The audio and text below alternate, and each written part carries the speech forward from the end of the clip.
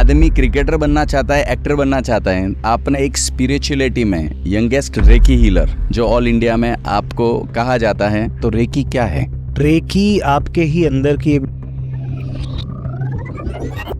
ना मेरे अंदर इतनी पावर है ना किसी के अंदर इतनी पावर है कि हम वो डिसाइड कर पाएं कि मुझे रेकी सीखना है या मुझे रेकी करवानी है। जो प्रॉब्लम लोग करते हैं, ये 5 ही प्रोस्पेक्ट्स हैं: mental health, physical health, professional life, personal life और फाइनेंशियल लाइफ। और ये 5 प्रॉब्लम्स हैं इंटरकनेक्टेड। हम इन प्रॉब्लम्स को ठीक करने की कोशिश करते हैं, इसके जड़ को ठीक नहीं करते हैं। मेडिटेशन 0.1% के बेनिफिट से ही आपके डिप्रेशन, बड़े से बड़े डिप्रेशन को ठीक कर सकता है। दैट मीन्स 99.9% चीज़ें और हैं जो मेडिटेशन कर सकता है। पूरी लॉजिकल और साइंटिफिक दुनिया में आप रेकी के बारे में जब लोगों को समझाते हो तो बहुत सारे लोगों के मिसकंसेप्शंस होते रहेंगे।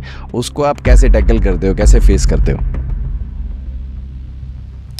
तो लोगों को ये समझना ज़रूरी है, जैसे सिगरेट्स, टोबैको, ड्रग्स, ये सब एक बहुत ही ख़राब चीज़ है, वैसे ही फ़ोन बच्चों के लिए उतनी ही ख़राब चीज़ है। रेकी का और धर्म का कोई कनेक्शन है?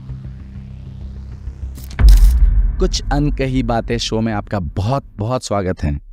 पॉजिटिव टॉक्स हो, नॉलेज की बातें हो, मॉरल वैल्यूज़ की बातें हो, लाइफ लेसन्स की बातें हो, ये सब बातें ज़्यादा से ज़्यादा हम आप तक पहुंचाते हैं हमारे पॉडकास्ट के थ्रू। और इसमें आप हमें सपोर्ट कर सकते हैं हमारे चैनल को सब्सक्राइब करके। तो आगे बढ़ने के पहले हमारे चैनल भरत एम जैन को सब्सक्राइब ज़रूर करें। और अब सीधे चलते हैं आज के एपिसोड पर।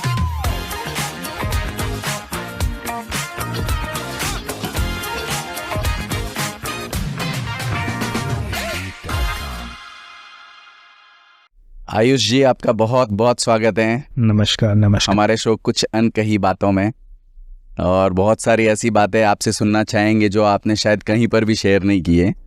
जनरली मैं देखता हूँ कि यंगेस्ट क्रिकेटर या यंगेस्ट एक्टर, बट आपने एक स्पिरिचुअलिटी में यंगेस्ट रेकी हीलर जो ऑल इंडिया में आपको कहा जाता है, तो आदमी क्रिकेटर बनना चाहता है, एक्टर बनना चाहता है, तो ये रेकी हीलर बनना, ये आपको कहाँ से समझ में आया?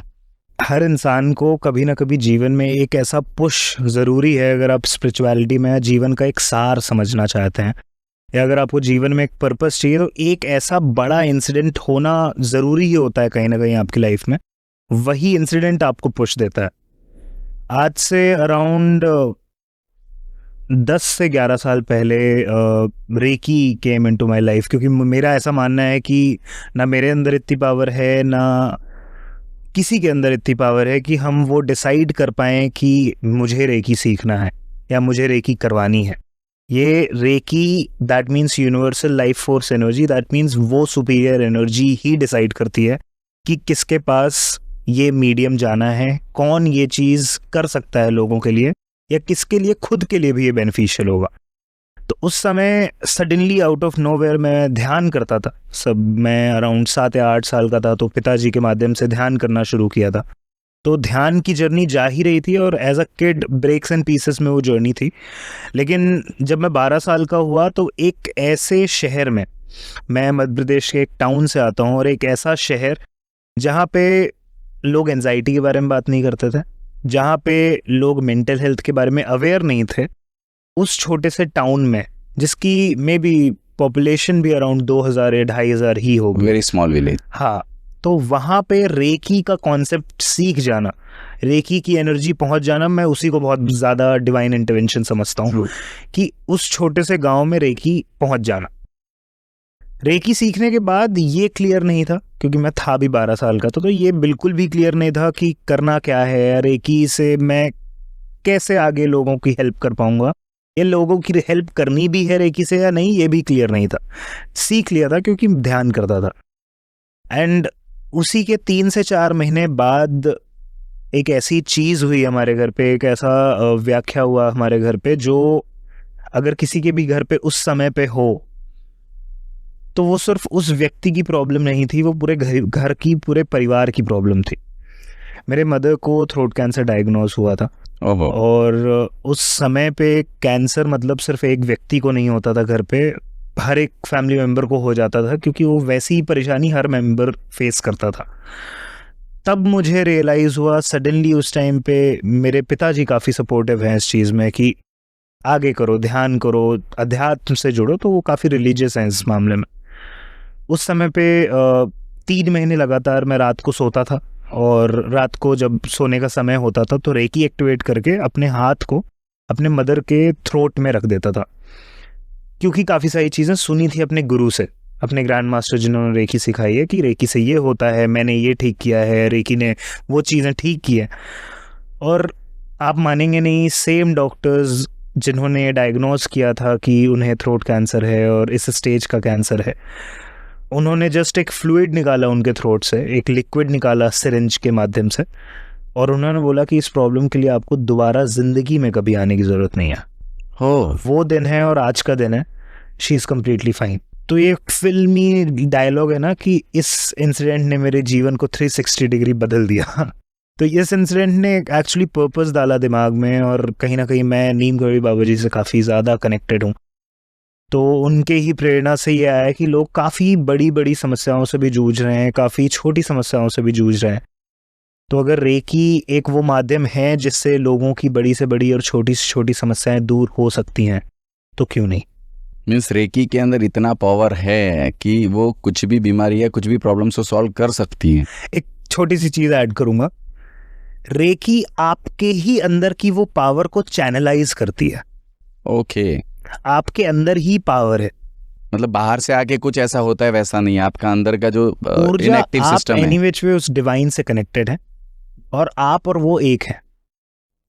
ठीक है, आपके अंदर ही एक पावर है जिसको अगर हमने सही तरीके से चैनलाइज कर दिया तो आप जिंदगी में कुछ भी अचीव कर सकते हैं, कुछ भी ठीक कर सकते हैं, और अपने बड़े से बड़े समस्याओं को खुद से चैनलाइज करके ठीक कर सकते हैं।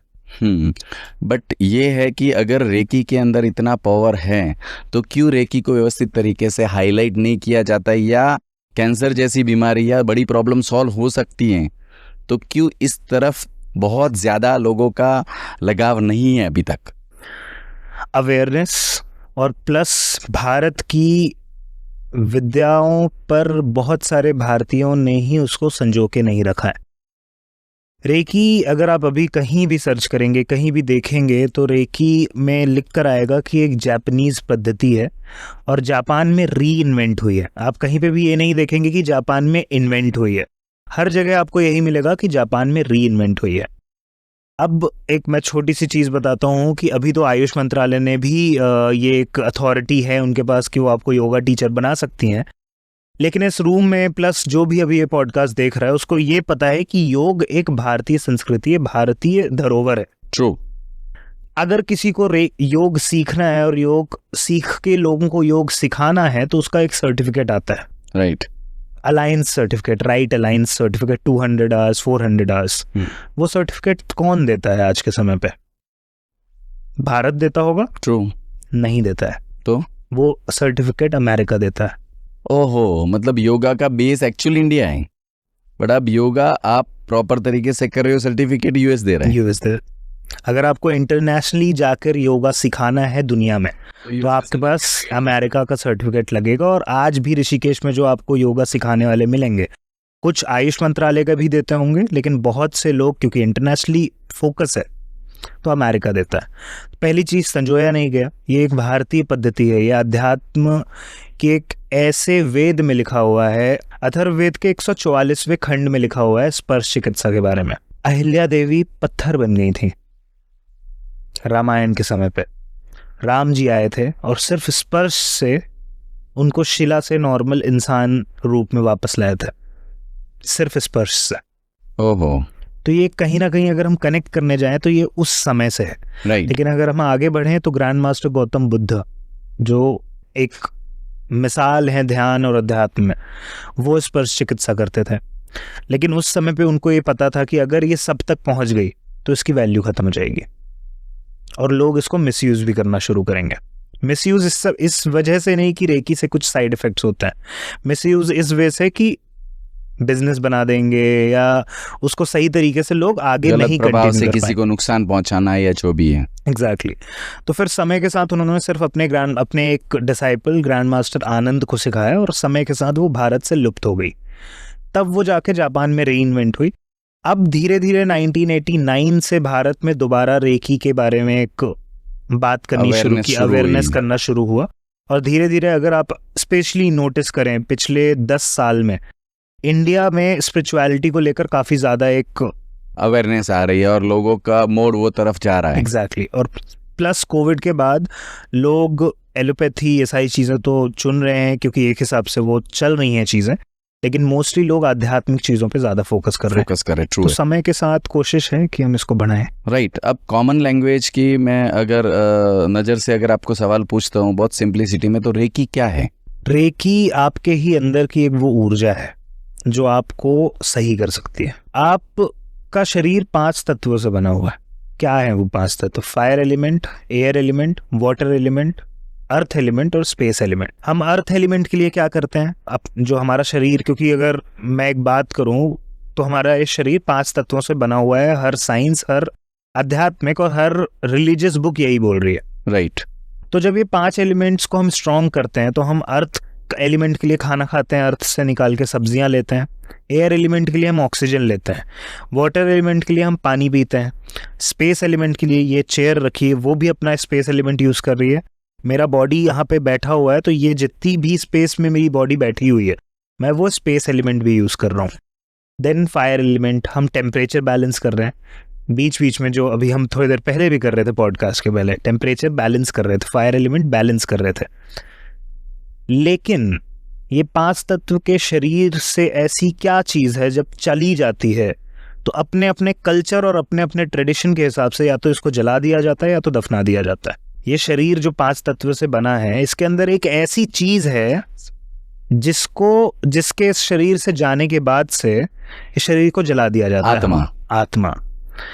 यहाँ पे 1 2 3 4 5 और 6, चलो मैं तो ये चीज बताई 5 कैलकुलेट करते हैं। और जितने लोग अभी देख रहे हैं आप खुद बताइए कि 5 तत्व के लिए आप क्या क्या करते हैं स्ट्रॉन्ग करने के लिए, वो तो मैंने गना दिया।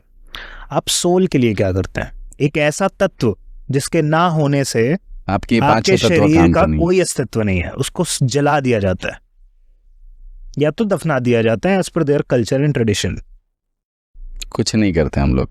और अगर जिसके पास भी इस चीज का आंसर नहीं है कि मैं सोल के लिए कुछ नहीं कर रहा हूं, उसको आज के आज ही समझ जाना चाहिए इस चीज को सुनने के बाद।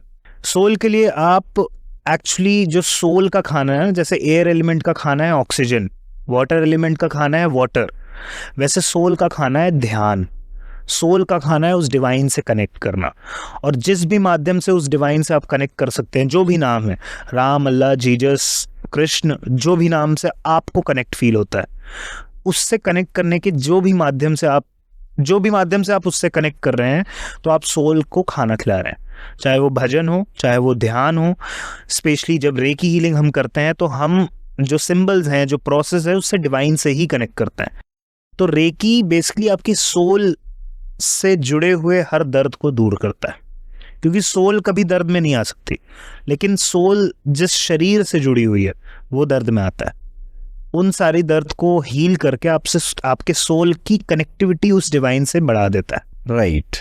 तो ये जो रेकी के बारे में आपने बता दिया कि ये आपके सोल को कनेक्ट करता है कहीं ना कहीं एनर्जी के थ्रू, बट ये अगर रेकी, मतलब लोग कहते हैं कि हम ध्यान भी करते हैं, मंदिर भी जाते हैं, वो सब आ जाते हैं, तो रेकी के अंदर ऐसा क्या अलग प्रोसेस है जो वहाँ से कनेक्ट करता है? देखिए, रेकी एक विधि है, एक विद्या है जिसके माध्यम से आपके शरीर में जो भी दर्द है, अगर मैं इसको स्पेसिफिकली की जो आपने सिंपल शब्दों में पूछा कि रेकी क्या है, हर चीज़ एनर्जी से बनी हुई है। जो 5 तत्वों की मैं बात किया वो भी एनर्जी है, ये माइक भी एनर्जीज के कॉम्बिनेशन से बना हुआ है, ये कैमरा भी एनर्जी से बना हुआ है, ये चेयर भी एनर्जी से बनी हुई है। अब एनर्जी है तो एक ही, लेकिन अलग अलग आचरण से, अलग अलग गुणों से वो पॉजिटिव और नेगेटिव होती है, सकारात्मक और नकारात्मक होती है। हर इंसान पॉजिटिव और नेगेटिव एनर्जी से बना हुआ है, तो नेगेटिव एनर्जीज खत्म तो कोई भी नहीं कर सकता है, लेकिन जब भी आपके शरीर में नकारात्मक ऊर्जा बढ़ेगी, अभी हम थोड़ी देर पहले बात कर रहे थे कि आपको वाइब पे भरोसा होता है, आप वाइब में मानते हैं। क्या आपको कभी ये फील हुआ है कि किसी भी इंसान से मिलकर आपको ये फील हुआ होगा कि यार इस इंसान से मिलना नहीं चाहिए दोबारा? होता है। ये वाइब, ये जो एनर्जी आपको मिली नेगेटिव, कि नहीं इंसान की एनर्जी नेगेटिव है, नहीं मिलना चाहिए। कुछ ऐसी जगहों पर जाके आपको लगा है कि यार ये जगह पे तो मुझे बार बार आना है, मतलब मन प्रसन्न हो गया, दिल प्रसन्न हो गया, सोल टच्ड लोकेशन है, होता है 100%। अब ऐसी ही जगह नेगेटिव भी होती होंगी, कुछ ऐसी जगह पे जहां जाकर आपको नेगेटिव फील हुआ हो, कुछ लोगों से मिलकर जिनसे मिलकर आपको बहुत पॉजिटिव फील हुआ हो, और जब आप घर आते हैं तो पॉजिटिव इंसान से मिलने के बाद तो आपकी एनर्जी बहुत ऊपर होती है, लेकिन अगर आप नेगेटिव इंसान से मिलकर आते हैं तो आप थोड़ा लो फील करते हैं। क्यों? क्योंकि आपका ऑरा वीक होता है, क्योंकि आपका ऑरा उस नेगेटिव एनर्जीज को एब्जॉर्ब कर लेता है, चाहे वो नेगेटिव एनर्जीज वो इंसान कैरी कर रहा हो या वो नेगेटिव एनर्जी वो जगह कैरी कर। तो रेकी बेसिकली इन नेगेटिव एनर्जीज के डोमिनेशन जो बढ़ता है ना, नेगेटिव एनर्जी एब्जॉर्ब करते करते, क्योंकि नेगेटिव एनर्जीज के डोमिनेशन से 5 प्रोस्पेक्ट की प्रॉब्लम आप फेस करते हैं, और इन 5 प्रोस्पेक्ट के प्रॉब्लम के अलावा कोई प्रॉब्लम नहीं होती। जो प्रॉब्लम लोग करते हैं ये 5 ही प्रोस्पेक्ट्स हैं: mental health, physical health, professional life, personal life और फाइनेंशियल लाइफ। और ये 5 प्रॉब्लम्स हैं इंटरकनेक्टेड। हम क्या करते हैं ना अपने डे टू डे लाइफ में, हम इन प्रॉब्लम्स को ठीक करने की कोशिश करते हैं, इसके जड़ को ठीक नहीं करते हैं। अगर आप देखें तो ये 5 प्रॉब्लम्स इंटरकनेक्टेड है। अगर आपकी मेंटल हेल्थ खराब होगी तो आपको लगता है आपकी प्रोफेशनल लाइफ अच्छी रहेगी। अगर आपकी मेंटल हेल्थ खराब होगी, क्या आपको लगता है आपकी पर्सनल लाइफ की जो फिजिकल हेल्थ भी नहीं ठीक रहेगी, फिजिकल हेल्थ भी ठीक नहीं रहेगी। तो ये मेंटल हेल्थ से शुरू होकर ये सारे प्रोस्पेक्ट्स को होता है ना, एक मगरमच्छ पूरे तालाब को गंदा कर देता है। तो वैसे मेंटल हेल्थ की अगर प्रॉब्लम्स आपके अंदर आती है तो वो कहीं ना कहीं बाकी सब चीजों को नेगेटिव इम्पैक्ट करती है। लेकिन ये सिर्फ मेंटल हेल्थ से नहीं है। अगर आपकी पहले मेंटल हेल्थ बहुत अच्छी चल रही है, लेकिन आपकी प्रॉब्लम पहले आई किसमें? प्रोफेशनल लाइफ में आ गई। प्रोफेशनल लाइफ में प्रॉब्लम आएगी तो आपके मेंटल हेल्थ को अफेक्ट करेगी, हाँ सीधा पर्सनल है, अगेन वही सर्कल चलता है। तो हमें बेसिकली इन एक एक चीजों को ठीक करने से अच्छा पर्सनल लाइफ ठीक कर लेते हैं या प्रोफेशनल लाइफ ठीक कर लेते हैं, उस पे ध्यान देने से अच्छा हमारा जो मेन कॉज है, जो रूट है, जड़ है, उस जड़ को खत्म करता है रेकी। मतलब आपके शरीर से, आपके एनवायरनमेंट से नेगेटिव एनर्जीज को दूर करता है। प्लस जो मैंने आपको बताया, अगर आपका ऑरा वीक है तभी आप उस इंसान की नेगेटिव एनर्जीज एब्जॉर्ब करेंगे, तभी आप उस जगह की नेगेटिव एनर्जीज एब्जॉर्ब करेंगे, राइट। और आपका ऑरा भी रेकी के माध्यम से स्ट्रांग होता है। ओके, मतलब अगर मैं कॉमन लैंग्वेज में आपको पूछता हूँ कि अगर मैं कहीं पर जा रहा हूँ, कुछ चीज़ें नेगेटिव लोग हैं जो मुझे इम्पैक्ट कर रहे हैं, मेरी बॉडी को भी नेगेटिव कर रहे हैं, दिमाग को भी नेगेटिव कर रहे हैं, बट अगर आप ये रेकी करते हैं तो आप इससे आप अपने आप को थोड़ा स्ट्रांग बना सकते हैं जिससे आपको ये इम्पैक्ट नहीं करे, राइट? एग्जैक्टली। ओके, तो वो कैसे स्ट्रांग कैसे बनाएं, ऑरा को स्ट्रांग कैसे करें? देखिए, ऑरा रेकी के माध्यम से स्ट्रांग होता है, आपके ध्यान करने से स्ट्रांग होता है। और आप ये समझिए कि ऑरा क्या है, मैं आपको एक छोटे से एग्जाम्पल के माध्यम से समझाता हूँ। आप 3 घर हैं, 3 घर में से एक घर में सिक्योरिटी गार्ड नहीं है, दूसरे घर में सीसीटीवी कैमरास बस लगे हैं, और तीसरे घर में 4 सिक्योरिटी गार्ड्स हैं, 3-4 सीसीटीवी कैमरास हैं। किस घर में चोरी होने की प्रोबेबिलिटीज ज़्यादा है? जिसमें सबसे पहले वाले में चोरी होने की ज्यादा, बट ऑब्वियसली क्यों? क्योंकि सिक्योरिटी नहीं, कैमरा भी नहीं, कोई भी सिक्योरिटी नहीं। हाँ, उसके बाद किसके यहाँ चोरी होने की? जहाँ पर सिर्फ कैमरा है, देन उसमें सबसे ज्यादा डिफिकल्टी होगी तीसरे वाले घर में अगर चोरी करनी है किसी को, तो क्योंकि सिक्योरिटी है। आपका ऑरा आपके शरीर का वही सिक्योरिटी गार्ड है।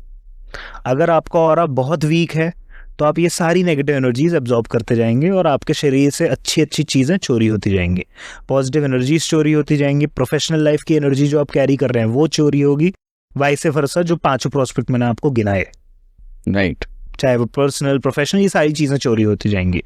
रेकी के माध्यम से आपका ऑरा, बेसिकली हमारे शरीर में 72,000 से भी ज़्यादा नाड़ियाँ होती हैं। नाड़ियाँ नर्व्स नहीं, नर्व्स हमारा ब्लड कैरी करती हैं। ये नाड़ियां हैं जो दिखती नहीं है, ये एनर्जी चैनल्स होती हैं जो एनर्जी सर्कुलेट करती है बॉडी में। ओके, अब लोग बोलेंगे दिखता नहीं है। ब्लड जो बह रहा है नीचे से ऊपर से नीचे तो चलो ग्रेविटी से बह रहा है, लेकिन जो ब्लड नीचे से ऊपर पंप होकर आता है वो किस प्रेशर की वजह से ऊपर आ रहा है, किस फोर्स की वजह से आ रहा है? यही एनर्जी के फोर्स की वजह से। तो ये one of the theoretical level पे मैंने आपको समझाया कि एनर्जी को कैसे देखें आप। तो अब 72,000 नाड़ियों में, 72,000 एनर्जी चैनल्स में मैं अगर आपको समझाऊं, अगर आपके ब्लड फ्लो में डिफिकल्टीज आती हैं नर्व्स पे, क्लॉट बनता है। अगर ब्लड फ्लो में इम्बैलेंसेस आते हैं तो गठान बनती हैं, या स्वेलिंग होती है, या अलग अलग प्रॉब्लम्स आती हैं लाइफ में। तो अगर ब्लड फ्लो के वजह से आपके शरीर में बायोलॉजिकल प्रॉब्लम्स आ रही हैं, तो जो एनर्जी चैनल 72,000 नाड़ियाँ बहुत बड़ा नंबर होता है, राइट। और उस एनर्जी चैनल में अगर उसके बहाव में, उस एनर्जी के फ्लो में दिक्कतें आएंगी, एनर्जी लेवल पे क्लॉट्स भी आएंगे, एनर्जी लेवल पे ब्लॉकेजेस भी आएंगे, एनर्जी लेवल में प्रॉब्लम्स भी आएंगे। आपका पेट आपके मन से कनेक्टेड है। अगर आप मेंटल हेल्थ के शिकार हैं तो मैं आपका दिमाग नहीं सही करूंगा, मैं आपका पेट सही करूंगा पहले। पेट मतलब पेट में अगर आपको दर्द हो रहा है तो आपको दिमाग में प्रॉब्लम है, ऐसा नहीं है। पेट में आप बहुत खुश होंगे, कोई डाइजेस्टिव प्रॉब्लम नहीं होगी, लेकिन फिर भी पेट को मैं पहले ठीक करूंगा अगर आपकी ओवर थिंकिंग खत्म करनी है मेरे को। क्योंकि कॉज यहाँ से स्टार्ट होता है इसके लिए, क्योंकि एनर्जी चैनल्स, जो एनर्जी चैनल्स की मैं बात करूं, वो सब कनेक्टेड है, इंटरकनेक्टेड है, और एक स्लाइट इम्बैलेंस, स्लाइट ब्लॉकेज आपके शरीर में अलग अलग प्रॉब्लम्स ला सकता है। ये जो 72,000 नाड़ियाँ मैं बता रहा हूँ, उसमें से सबसे इंपॉर्टेंट पॉइंट्स आते हैं 108 पॉइंट्स। 108 का बहुत बड़ा महत्व है हमारे वैदिक ट्रेडिशंस में भी, न्यूमरोलॉजी के अकॉर्डिंग भी। 108 मेडिटेटिव पॉइंट्स है जो अच्छे लेवल पे साधना पे होते हैं, जो साधु संत या हीलर्स, वो 108 पॉइंट्स को हील करते हैं खुद के लिए। ओके। उन 24 पॉइंट्स के बाद आता है, इन 108 पॉइंट्स के बाद आता है 24 पॉइंट्स जो रेकी हीलर है, रेकी ग्रैंड मास्टर है, वो अपने बैलेंस करता है, ताकि वो बैलेंस रहे और उसके बाद ही आप सामने वाले को हील कर सकते हैं। क्योंकि आप खुद बैलेंस नहीं है, खुद ठीक नहीं है, तब तक आप दुनिया को नहीं ठीक कर सकते हैं। ओके।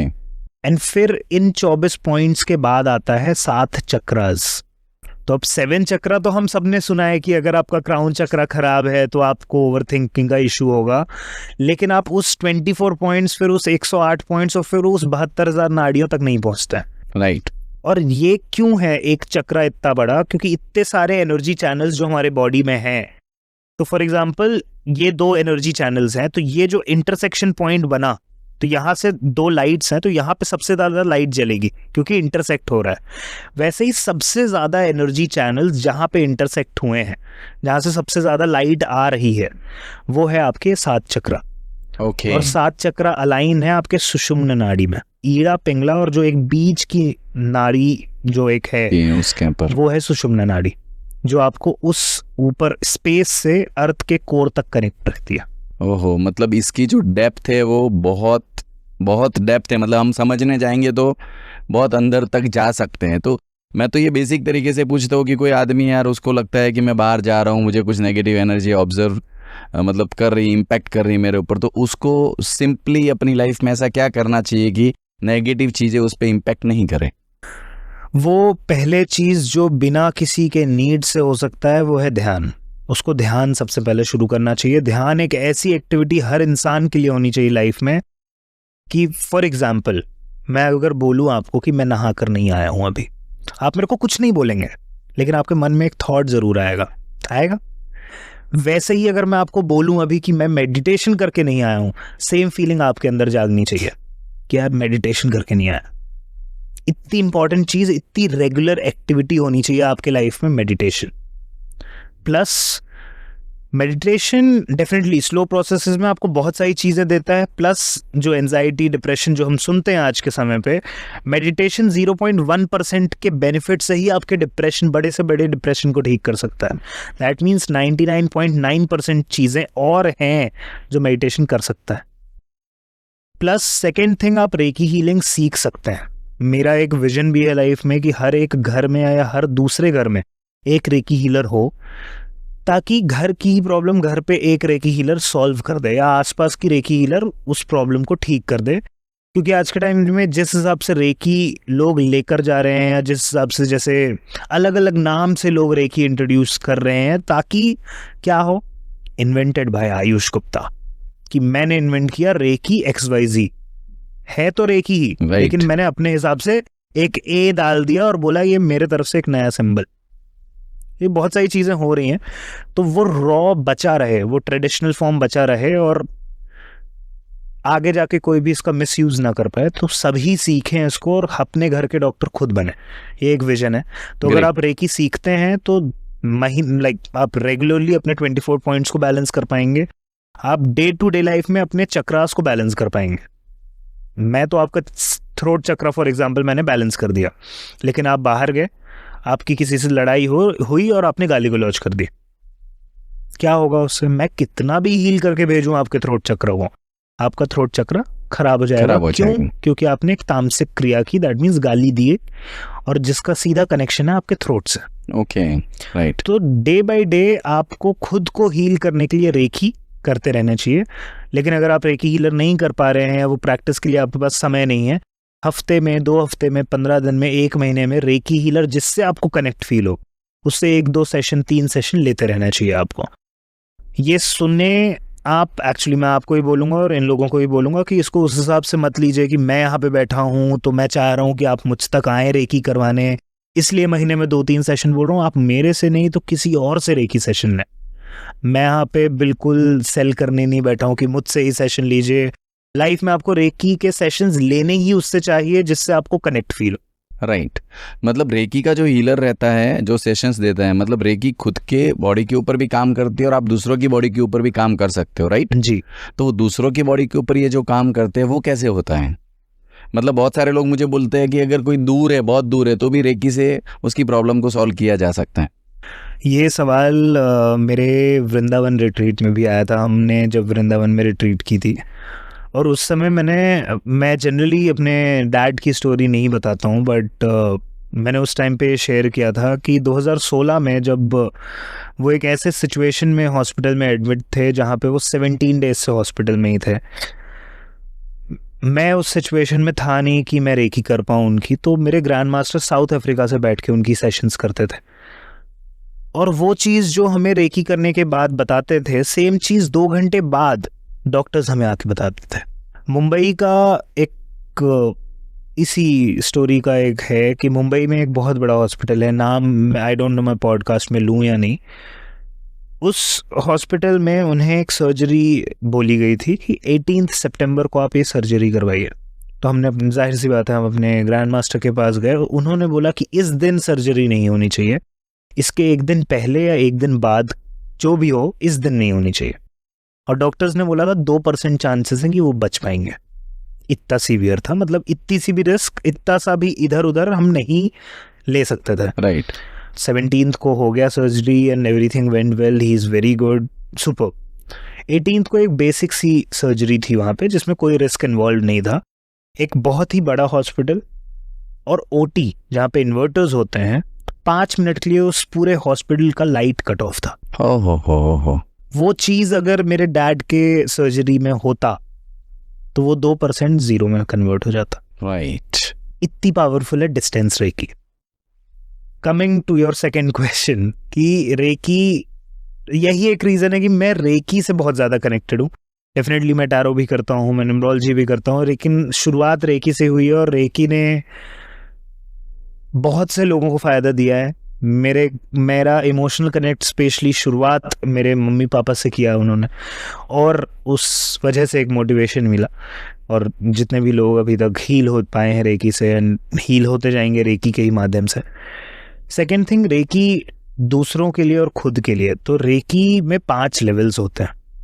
फर्स्ट लेवल में आपके जो 24 पॉइंट्स और 108 पॉइंट्स मैंने आपको बताए, फर्स्ट लेवल में आप जब रेकी सीखते हो तो आपके अंदर वो सिंबल्स जो रेकी के साइंटिफिकली प्रूवन सिंबल्स हैं, उनको इन्फ्यूज़ करते हैं, जिसके बारे में आपको नहीं पता होता। फर्स्ट लेवल का जो अट्यूनमेंट होता है, उसमें आपको ये नहीं पता होता कि सिंबल्स क्या हैं, लेकिन आपको एक तरीका दिया जाता है उन सिंबल्स से कनेक्ट करने का, क्योंकि वो हमने आपके अंदर इन्फ्यूज़ कर दिया है। ओके। तो आप उसको यूज़ करके खुद को हील कर पाएँ।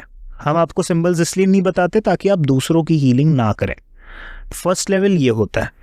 फर्स्ट लेवल में जब हम as a grand master, as a teacher, as a tuner, हमें फील होता है कि हाँ, आप अपने आप को हील कर पा रहे हैं, आप उस एनर्जी से कनेक्ट कर पा रहे हैं, तब हम आपको सेकेंड लेवल सिखाते हैं। अब जर्नी शुरू होती है सेवा की। अगर आपके मन में सेवा भाव है तो आप सेकेंड लेवल के बाद से दुनिया की सेवा कर सकते हैं। ओके इससे आप दूसरों की हीलिंग कर सकते हैं, इससे आप डिस्टेंस में हीलिंग कर सकते हैं, इससे आप लोगों की बड़ी से बड़ी प्रॉब्लम्स को रेकी के माध्यम से हील कर सकते हैं एज अ कैटलिस्ट। ओहो ग्रेट। थर्ड लेवल फिर मास्टर लेवल होता है, आपको एक और सिंबल मिलता है, आपकी एनर्जीज बढ़ती हैं।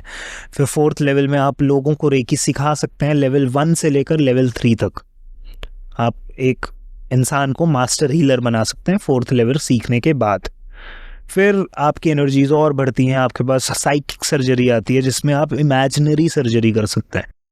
फॉर एग्जांपल किसी को एक ब्लड क्लॉट है या किसी को किसी स्पेसिफिक पॉइंट में इतनी ज़्यादा प्रॉब्लम है कि वो बहुत ही अर्जेंसी है, तो हम एक इमेजिनरी सर्जरी करते हैं रेकी के माध्यम से। वो इमेजिनरी सर्जरी में बेसिकली हम कुछ भी ब्लेड्स वगैरह नहीं लेते, हम आपको काटते नहीं हैं, बट इमेजिनरी जो भी ब्लॉकेज है और इमरजेंसी और अर्जेंसी लेवल में हम उस चीज़ को हील करते हैं ताकि उसका इमीडिएट इफेक्ट आए। क्योंकि रेकी में डेफिनेटली कुछ नंबर ऑफ सेशंस लगते हैं, रेकी में डेफिनेटली थोड़ा समय लगता है चीज़ों को ठीक होने में, क्योंकि मेन बिलीफ ये है कि प्रॉब्लम एक बार हील हुई है तो हमेशा के लिए हील हो, जड़ से प्रॉब्लम हील हो। अदरवाइज मैं आपकी हीलिंग कर रहा हूँ, आप मेरे पास आए हैं, आपको माइग्रेन है 3 साल से, मैंने हीलिंग कर दी, 3 महीने आपको लगातार सरदर्द नहीं हुआ, चौथे महीने से आपको सरदर्द हो गया। तो मतलब पूरा क्योर किया ही नहीं, वो रेकी का वो डेप्थ है वो वहाँ पहुंचे नहीं। एग्जैक्टली रेकी बेसिकली पूरे डेप्थ तक जाती है और आपकी जड़ से प्रॉब्लम ठीक करती है ताकि वो प्रॉब्लम दोबारा ना आए। देन कम्स ग्रैंड मास्टर, जिसमें आप लोगों को रेकी के टीचर्स बना सकते हो, लोग रेकी सिखा सकते हैं उसका। टॉपर लेवल मतलब जहाँ पर आप पूरा एनर्जी को समझ जाते हो वो 5th लेवल हो जाता है। Exactly right. तो इस पूरी साइंटिफिक दुनिया, लॉजिकल दुनिया के अंदर जब आप रेकी जैसी चीज़ों को समझाते हो, बिकॉज आप दुनिया के ऑलमोस्ट यंगेस्ट रेकी हीलर और न्यूमरोलॉजी में जो कर रहे हो उसमें है, तो आप तो बहुत सारी कंट्रीज ट्रैवल करते हो, बहुत सारी जगह पर सेशन देने के लिए आप जाते हो। पूरी लॉजिकल और साइंटिफिक दुनिया में आप रेकी के बारे में जब लोगों को समझाते हो तो बहुत सारे लोगों के मिसकंसेप्शंस होते रहेंगे, उसको आप कैसे टैकल करते हो, कैसे फेस करते हो? देखिए 2 चीज़ हैं, इस चीज़ का आंसर देने के पहले 2 चीज़ मैं बोलना चाहूँगा। पहली चीज़ तो साइंस चीज़ों को प्रूफ कर रही है। दैट मीन्स जो चीज़ ऑलरेडी है वो साइंस धीरे धीरे जैसे जैसे उसकी काबिलियत बढ़ती जा रही है, जैसे जैसे उसके पास वो मीडियम्स आ रहे हैं, वैसे वैसे वो चीज़ों को प्रूफ कर रही है। Right, very clear. अगर साइंस किसी चीज़ को प्रूफ नहीं कर पा रही है या नहीं कर पाई है अभी तक, इसका 2 अर्थ हो सकता है। एक तो जो लोग निकालते हैं कि ये है ही नहीं, दूसरा कि साइंस की उतनी काबिलियत नहीं है कि उस चीज़ को प्रूफ कर पाई हो अभी तक।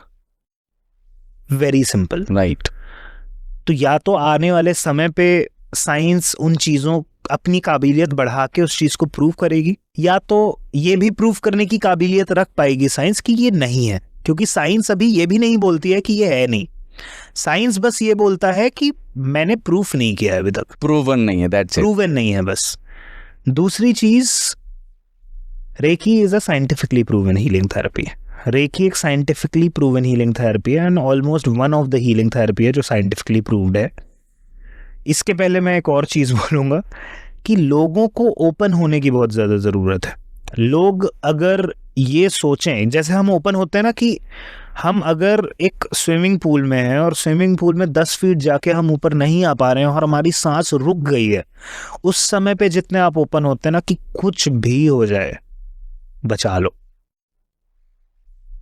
कुछ भी हो जाए, कोई सा मीडियम होगा ही, कुछ भी हो जाए, कुछ भी हो जाए, इस पे आप गौर करिएगा। दैट मीन्स वो कितना ओपन है उस चीज़ को ठीक करने के लिए। और आपको लाइफ में सबसे बड़ा लर्निंग और सबसे बड़ा प्रूफ आपके जीवन में एक ही चीज़ दे सकती है, साइंस से भी बढ़कर चीज़, एक्सपीरियंस। राइट। जिस दिन आप अपने जीवन में साइंस को अपने एक्सपीरियंस के नीचे रखेंगे और अपने एक्सपीरियंस को साइंस के ऊपर रखेंगे, तो आप नई नई चीज़ें एक्सपीरियंस भी कर पाएंगे और नेक्स्ट टाइम आप ताल ठोक के ये भी बोल सकते हैं कि ये चीज़ नहीं है क्योंकि मैंने एक्सपीरियंस नहीं किया, या ये चीज़ है क्योंकि मैंने एक्सपीरियंस की है। जैसे जो एक्सपीरियंस के बारे में मैं शेयर कर पा रहा हूँ, मुझे ज़रूरत ही नहीं है साइंस के प्रूफ की, मुझे जरूरत ही नहीं है कि कोई साइंटिस्ट आके बोले कि तुम्हारी बात सच है या गलत है। आप वो डेप्थ तक पहुंच चुके हो, एक्चुअली एक्सपीरियंस हो चुका है, एक्सपीरियंस हो चुका है, आपने उतना टाइम दिया और उस एक्सपीरियंस को आपने महसूस किया है, तो आपको डेफिनेटली ये प्रूवन करने की जरूरत ही नहीं है कि रेकी का इम्पैक्ट होता है। और आपने तो बहुत सारे ऐसे प्रैक्टिकली प्रूवन एग्जाम्पल देखे हैं कि जिसमें ये सब हुआ है। आपने आपकी फैमिली का, मॉम का एक एग्जाम्पल दिया है, डैड का दिया, बट आपकी लाइफ में और कोई जिसको भी आपने सेशन दिया रहेगा, ऐसा कोई एग्जाम्पल कि जो आपके लिए मेमोरेबल हो और जिसने रियल में ये प्रूव किया है कि रेकी के अंदर बहुत ताकत है? ऋषिकेश रिट्रीट हमारी पहली रिट्रीट थी कहीं ना कहीं, और हम रिट्रीट्स हम लोग करते रहते थे। कभी हमने 2 आवर सेशन क्रिप्टो कम्युनिटी में किया दुबई में, या हमने मुंबई के पास पावना लेक के पास हमने रिट्रीट किया। जब हम चीज़ों को देख रहे थे, ऑब्जर्व कर रहे थे कि हम लोगों को किस किस माध्यम से बेनिफिट करवा पाएँ। ऋषिकेश रिट्रीट में मैंने एक चीज़ एक्सपीरियंस की एक पार्टिसिपेंट के साथ। वो आए थे काफ़ी भरे हुए, काफ़ी ज़्यादा चीज़ें उनके मन में चल रही थी और काफ़ी स्ट्रॉन्ग भी लग रहे थे, और काफ़ी चीज़ें भरी भी हुई थी उनके अंदर। रेकी के माध्यम से, योग के माध्यम से, 7 चक्रा चैंटिंग के माध्यम से, आपके 7 चक्रास को जो हमने बैलेंस किया उस रिट्रीट के माध्यम में। लास्ट डे में हम कुंजापुरी टेम्पल, जो एक शक्तिपीठ है ऋषिकेश के पास, हम वहाँ पे ध्यान कर रहे थे उस रिट्रीट पे। एंड सडनली सब ध्यान कर रहे हैं और उनकी इतनी तेज रोने की आवाज़ आई कि सारे लोगों का ध्यान, वो तो हम लोग बैठे हुए थे तो हमने स्ट्रिक्टली बोला था कि आंखें नहीं ओपन करना है। द बेस्ट थिंग इज, ऐसी जगहों पे आपको एक फेमिलियर एनवायरनमेंट मिलता है, कोई भी जज करने के लिए नहीं होता, तो आप ओपन टू रिसीव होते हो, ओपन टू रिएक्ट होते हो और ओपन टू एक्सपीरियंस होते हो। तो उस रिट्रीट में जब वो रोए, और ऑलमोस्ट वो 10 से 15 मिनट तक कंटिन्यूसली बहुत तेज रोए, वो उसके अगले 1.5 दिन सभी ने एक चीज नोटिस की कि वो जितना भार लेकर आए थे, जितना एक गुबार लेकर आए थे अपनी लाइफ का, इतने सारी चीजों से जो निकल नहीं रही थी, जो एक, क्योंकि जो नेगेटिव एनर्जीज आप कलेक्ट करते हो वो रिलीज होना बहुत जरूरी है, राइट। उन्होंने जब वो रिलीज की उस स्पेसिफिक दिन के बाद, वो आज भी इतना ज़्यादा कनेक्टेड है कि उनका आज भी मैसेज आता है कि मैंने आज मेडिटेशन किया सर। ऐसा कनेक्ट जब बनता है तो ये वन ऑफ द एक्सपीरियंस होता है जो मुझे काफ़ी अच्छा लगता है, क्योंकि आप जब खाली होते हो ना, तभी आप नई और अच्छी चीज़ें भर पाते हो। ट्रू। प्लस रेकी इसलिए भी, इन चीज़ों में ये जो एक्सपीरियंस मैंने इनका भी बताया, ये एक दिन में, जैसे उस दिन वो रोए, उस दिन बस नहीं, उसके बाद जो अभी तक वो मेडिटेशन कंटिन्यू कर रहे हैं, इस वजह से वो आज तक बैलेंस्ड है। अदरवाइज आप सोचो कि आप 10 साल तक मस्त खा पी रहे हो, अच्छे से मोटे हो रहे हो, फिर आपको सडनली आज मन किया कि आज से मेरे को वर्कआउट करना है, तो 3 दिन में आप पतले तो नहीं होगे, आपको उतना टाइम लगेगा। तो ये एक जर्नी होती है, लेकिन हाँ, ये जो एक्सपीरियंसेस हैं वो बहुत अच्छा होता है। एक एक्सपीरियंस एज पे उठा था बहुत पहले कि आप 16 साल के हो और आप कैसे ठीक करोगे, आप 16 साल की उम्र में, मतलब मैं कैसे आप पे भरोसा कर लूँ। मैंने उनको एक चीज़ बोली थी कि एनर्जी एक्सचेंज, तो जैसे रेकी में एक वन ऑफ द रूल है कि आपको कुछ एनर्जी एक्सचेंज में देना है, तो मैंने उनको बोला था मैं दिन के आपको 25 से 30 मिनट दूंगा सेशन के, और मैं उसके सिर्फ आपसे 1 रुपये लूँगा, लेकिन एक शर्त में कि आप मन में कोई भी क्वेश्चन नहीं रखेंगे कि ये कर पाएंगे या नहीं। दूसरी चीज़, पूरे भरोसे और पूरे डिवोशन के साथ आप ये सेशंस लेंगे कि आप ठीक होंगे। उनको था डायबिटीज़ पिछले 4 या 5 सालों से, और पिछले 3 सालों से बिकॉज ऑफ मेडिसिन वो काफ़ी कंट्रोल्ड था, दैट मीन्स बढ़ नहीं रहा था, लेकिन फिर भी नंबर्स काफ़ी ऊपर थे। खाने के पहले 210 और खाने के बाद अराउंड 390, जो बहुत ही ऊपर माना जाता है डायबिटीज़ में, नंबर हाई होता है जनरली। उस टाइम पे जो एज थी अराउंड 15-20 सेशंस मैंने एक्सपेक्ट किए थे कि लगेंगे टू गिव अ इम्प्रूवमेंट, क्योंकि उस टाइम पे मैं शायद 2nd या 3rd लेवल ऑफ रेकी में था। रेकी ने एक चीज़ मुझे उस दिन प्रूव करवाई कि इन 4 सेशंस में जिस इंसान का पिछले 3 साल से नंबर्स या 4 साल में नंबर्स डिफरेंस नहीं हुए रिपोर्ट में, उस इंसान का खाने के पहले 170 और खाने के बाद 240 था।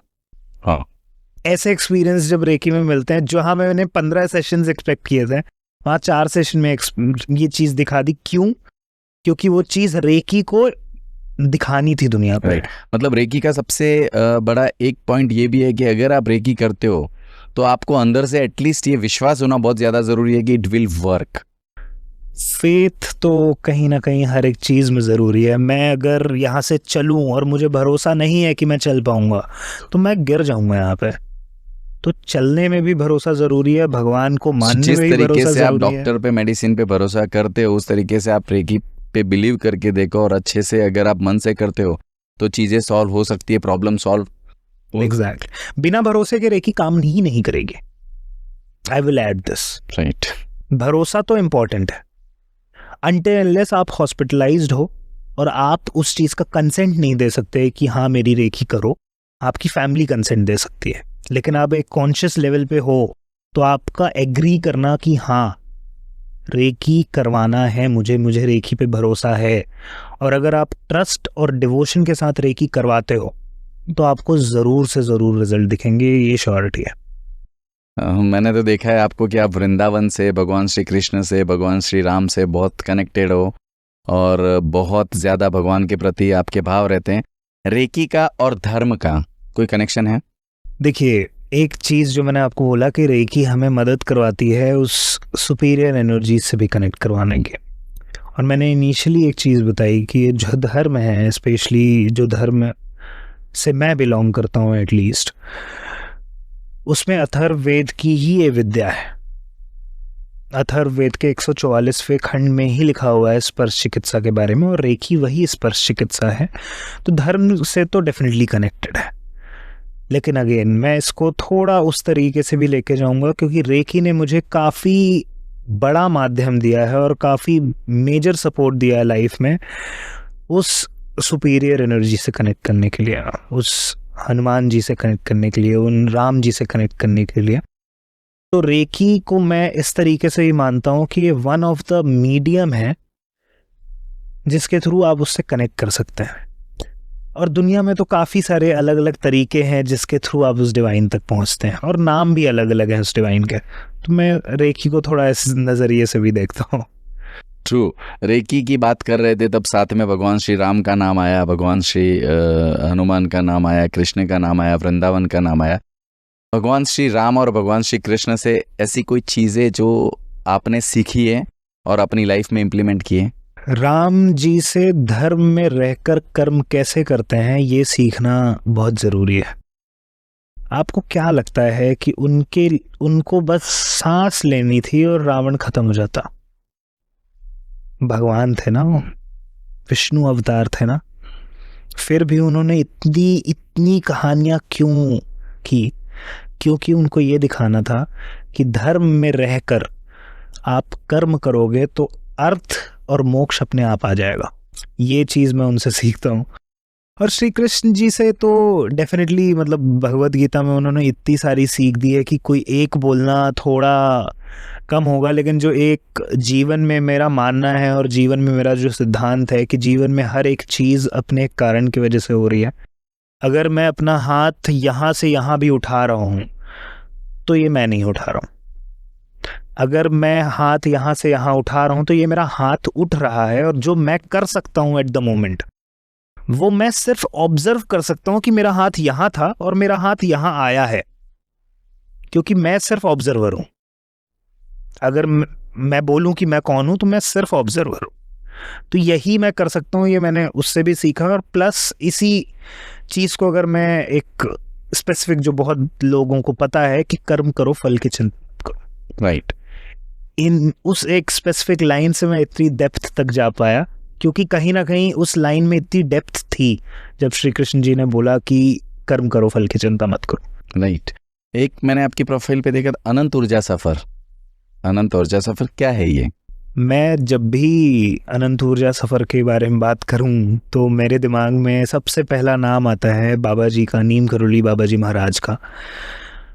2022 या 2021 में मैंने सडनली उनका नाम अपने आसपास के लोगों से सुना और कुछ ऐसे दोस्तों से सुना कि हाँ चलेंगे हम साथ में। फिर वो टॉपिक इधर उधर हुआ। एक दिन मैं सुबह उठा और वो टीवी चेंज होते होते एक शब्द सुनाई दे देता है ना उठते ही, तो नाम था नीम करोली बाबा जी महाराज का। उस दिन सडनली दिमाग में मेरे एक डेट फिक्स हुई कि इस डेट को मुझे यहाँ पहुँचना है उनके कैंची धाम आश्रम में। कोई मेरे साथ जाए या कोई मेरे साथ ना जाए, मुझे पहुंचना है। उधर गया मैं एंड मुझे ऐसा लगा था कि मैं उनसे मिलने जा रहा हूँ। मुझे ऐसा लग रहा था कि मैं नीम करोली बाबा जी से मिलने जा रहा हूँ, उनके दर्शन करने जा रहा हूँ। लेकिन उन्होंने जो रचा, उन्होंने जो लीला दिखाई, उन्होंने एक्चुअली मुझे मुझसे ही मिलवा दिया। मुझे उन्होंने ये पर्पस दे दिया। मैं 2 दिन के लिए गया था। मैं 2 दिन जाने के बाद उत्तराखंड के कैंची धाम से मुंबई आया हूँ 3 दिन के लिए वापस। और 3 दिन के बाद वहीं आने से पहले डिसाइड करके आया था कि मैं 15 दिन यहाँ आके रुकूंगा। और उन 15 दिन के बीच में अनंत ऊर्जा सफ़र के बारे में बाबा ने ध्यान में ही इंट्यूट करवाया कि कैसे हम ज़्यादा से ज़्यादा लोगों से जुड़ के उनकी सेवा कर सकते हैं, और कैसे ज़्यादा से ज़्यादा लोगों को अलग अलग माध्यम से हम बेनिफिट करवाएं। उसमें से ही अनंत ऊर्जा सफ़र है। अनंत ऊर्जा सफ़र में हम रिट्रीट्स करते हैं, हम अलग अलग जगहों पे जो तीर्थ स्थल हैं, और तीर्थ स्थल से ज़्यादा वहाँ के एनर्जीज़ बहुत वाइब्रेशनल हैं। तो जैसे हमने अभी ऋषिकेश में किया, वृंदावन में किया, और रिसेंटली बाबा जी ने सौभाग्य दिया कि हम कैची धाम में रिट्रीट करें, और मैं वहीं से अभी वापस भी आ रहा हूँ। तो हम इन रिट्रीट्स में कॉम्बिनेशन रखते हैं रेकी हीलिंग, योग, मेडिटेशन, 7 चक्रा चैंटिंग। जो मेरी सिस्टर हैं, मेरी को फाउंडर हैं अनंत ऊर्जा सफ़र की, जो योगिनी है आर्विका गुप्ता, तो उनके साथ हमने अनंत ऊर्जा सफ़र की ऑर्गेनाइजेशन की शुरुआत की। मेन जो लक्ष्य उस समय पे, उस ध्यान पे आया था कि आप साधु संत बनो या ना बनो ध्यान करके, मैं आपको सन्यासी बनाने के लिए अनंत ऊर्जा सफ़र नहीं लाया हूँ। आपकी जर्नी में है तो आप ज़रूर बने, और मैं उसमें आपका समर्थन करूँगा। लेकिन हर इंसान एनलाइटेंड हो सकता है, हर इंसान को ज्ञान प्राप्ति हो सकती है। हर इंसान के वही 5 कान हैं, वही 5 सेंसेस हैं, 1 कान, 2 आँखें, 1 नाक, 1 मुंह, फिर वही 5 एलिमेंट से हर इंसान बना है, वही एक सोल हर इंसान के अंदर है, और हर इंसान के अंदर भगवान भी है। कोई इंसान नहीं है जिसके अंदर भगवान नहीं है। लेकिन ये हो सकता है किसी के अंदर राम है, किसी के अंदर अल्लाह है, किसी के अंदर जीसस है, लेकिन वो है। हाँ, धर्म के पार्ट एक जो हम लोग कहते हैं वो अलग हो सकते हैं, बट है हर एक के अंदर। लेकिन है हर एक के अंदर। तो एनलाइटमेंट तो हर इंसान को मिल सकती है, लेकिन अगर आप एनलाइटमेंट नहीं भी पा रहे हो तो एटलीस्ट आप अंदर से अगर खुश रहोगे ना, तो आप जीवन में हर एक चीज़ पा सकते हो। और लोगों को क्या लगता है कि अगर हमने जीवन की हर एक चीज़ पा ली तो हम खुश रहेंगे। 2 चीज़ों में बहुत छोटी सी बात है, बट बहुत डिफरेंस है, बहुत डिफरेंस है। और ये 101% है कि अगर आप अंदर से खुश हो तो आप जीवन की हर एक चीज़ कर सकते हो, और फिर कोई ताकत नहीं है जो आपको रोक दे उस चीज़ को करने से। प्रेजेंट में अगर आप खुश हो, क्योंकि ये वाला पल ये भी चला गया, ये पल ये भी चला गया, ये भी चला गया, ये वाला पल ये भी चला गया, और आएगा भी नहीं वापस, और ये कभी नहीं आएगा। आप एक बात समझिए कि आपका अगर 100 रुपए का नोट, 500 का नोट गलती से ट्रेन में, बस में, कार में गिर गया और घूम गया, हम परेशान होते हैं। होते हैं। जबकि एक कहीं ना कहीं पता है कि वापस तो आएगा, पूरा जीवन पड़ा है, 500, 1000, 10,000 कभी ना कभी तो वापस आएगा, लेकिन हम फिर भी परेशान होते हैं। लेकिन एक ऐसी चीज जो ना मेरे लिए, ना आपके लिए, ना मोदी जी के लिए, किसी इंसान के लिए वापस नहीं आने वाला है, उसके लिए आप परेशान होते हैं? नहीं होते। कितनी बड़ी बात है। अगर आपने अपने जीवन में उस पल की वैल्यू करनी शुरू कर दी, उस पल में खुश रहना शुरू कर दिया, और उस पल में रहकर आपने सांसों पे ध्यान शुरू कर दिया, तो आप जीवन में तर जाएंगे। जीवन में आपको एक्चुअली जो आप चाह रहे हैं ना, वो आपको मिलना शुरू हो जाएगा। लेकिन ऊपर के सुख इतने ज्यादा हावी हो गए कि अंदर तक लोग पहुंच नहीं पा रहे हैं। ऊपर के सुख क्या है भरत जी, आप बताइए। ऊपर के सुख मतलब लोगों को तो अच्छी लाइफ चाहिए, अच्छी लाइफस्टाइल चाहिए, अच्छे घर चाहिए, अच्छी कार चाहिए, अच्छी ज़िंदगी जीनी है, क्लबिंग करना है, अच्छा खाना खाना है, तो वो सब उनको लाइफ, डेली रूटीन की लाइफ में उन्होंने इम्प्लीमेंट कर दिया है। ये एक चेन बनता जा रहा है। और मैंने ये जो आपने क्लबिंग वाला पार्ट बोला, उसमें तो मेरा एक डिफरेंट एक्सप्लेनेशन है, क्योंकि आप तामसिक चीज़ों में जितना बढ़ते जाएंगे उतना आप अपनी सोल से डिस्कनेक्ट होते जाएंगे, और वो उतना आपको नीचे लेकर जाएगा, ये फॉर श्योर है। क्योंकि 3 गुण होते हैं, सात्विक, राजसिक और तामसिक, और जितना आप तामसिक चीजों में जुड़ेंगे उतना आप उस ईश्वर से दूर होते जाएंगे। तामसिक चीजों में क्या क्या आता है? जैसे तामसिक चीजों में जो भी चीजें आपको लत लगा सकते हैं, जो भी चीजें, चाहे वो लस्ट हो, चाहे वो अल्कोहल ड्रिंकिंग हो, चाहे जो आजकल लोग ड्रग्स ले रहे हैं, चाहे जो लोग प्रवृत्तियों में पड़े हुए हैं, वही वो सारी तामसिक चीजें हैं। हर एक चीज जिसकी आपको लत है वो तामसिक है। तो उस चीज पे तो एक अलग ही वो चीज है। लेकिन मैं, जो लोग हैं, ये पॉडकास्ट सुन के भी ये ना लगे कि मैं हर इंसान को एक साधु बनाने के और दुनिया छोड़ने पे मोटिवेट कर रहा हूँ। मैं बोल रहा हूँ सही रास्ता पकड़िए। आपको कार खरीदनी है, आप खरीदिए ना। आपको बड़े से बड़ा बंगला खरीदना है दुनिया में, खरीदिए। लेकिन ये मत सोचिए कि आप बंगला खरीदेंगे तो खुश होंगे। आप खुश रहकर बंगला खरीद सकते हैं, तो पहले खुश हो जाइए ना। जब आपका एंड गोल खुशी है ना, आप बंगला क्यों खरीदना चाहते हैं? क्योंकि आप उसमें परिवार लाना चाहते हैं, आप रहना चाहते हैं, और रहेंगे तो आपको खुशी मिलेगी।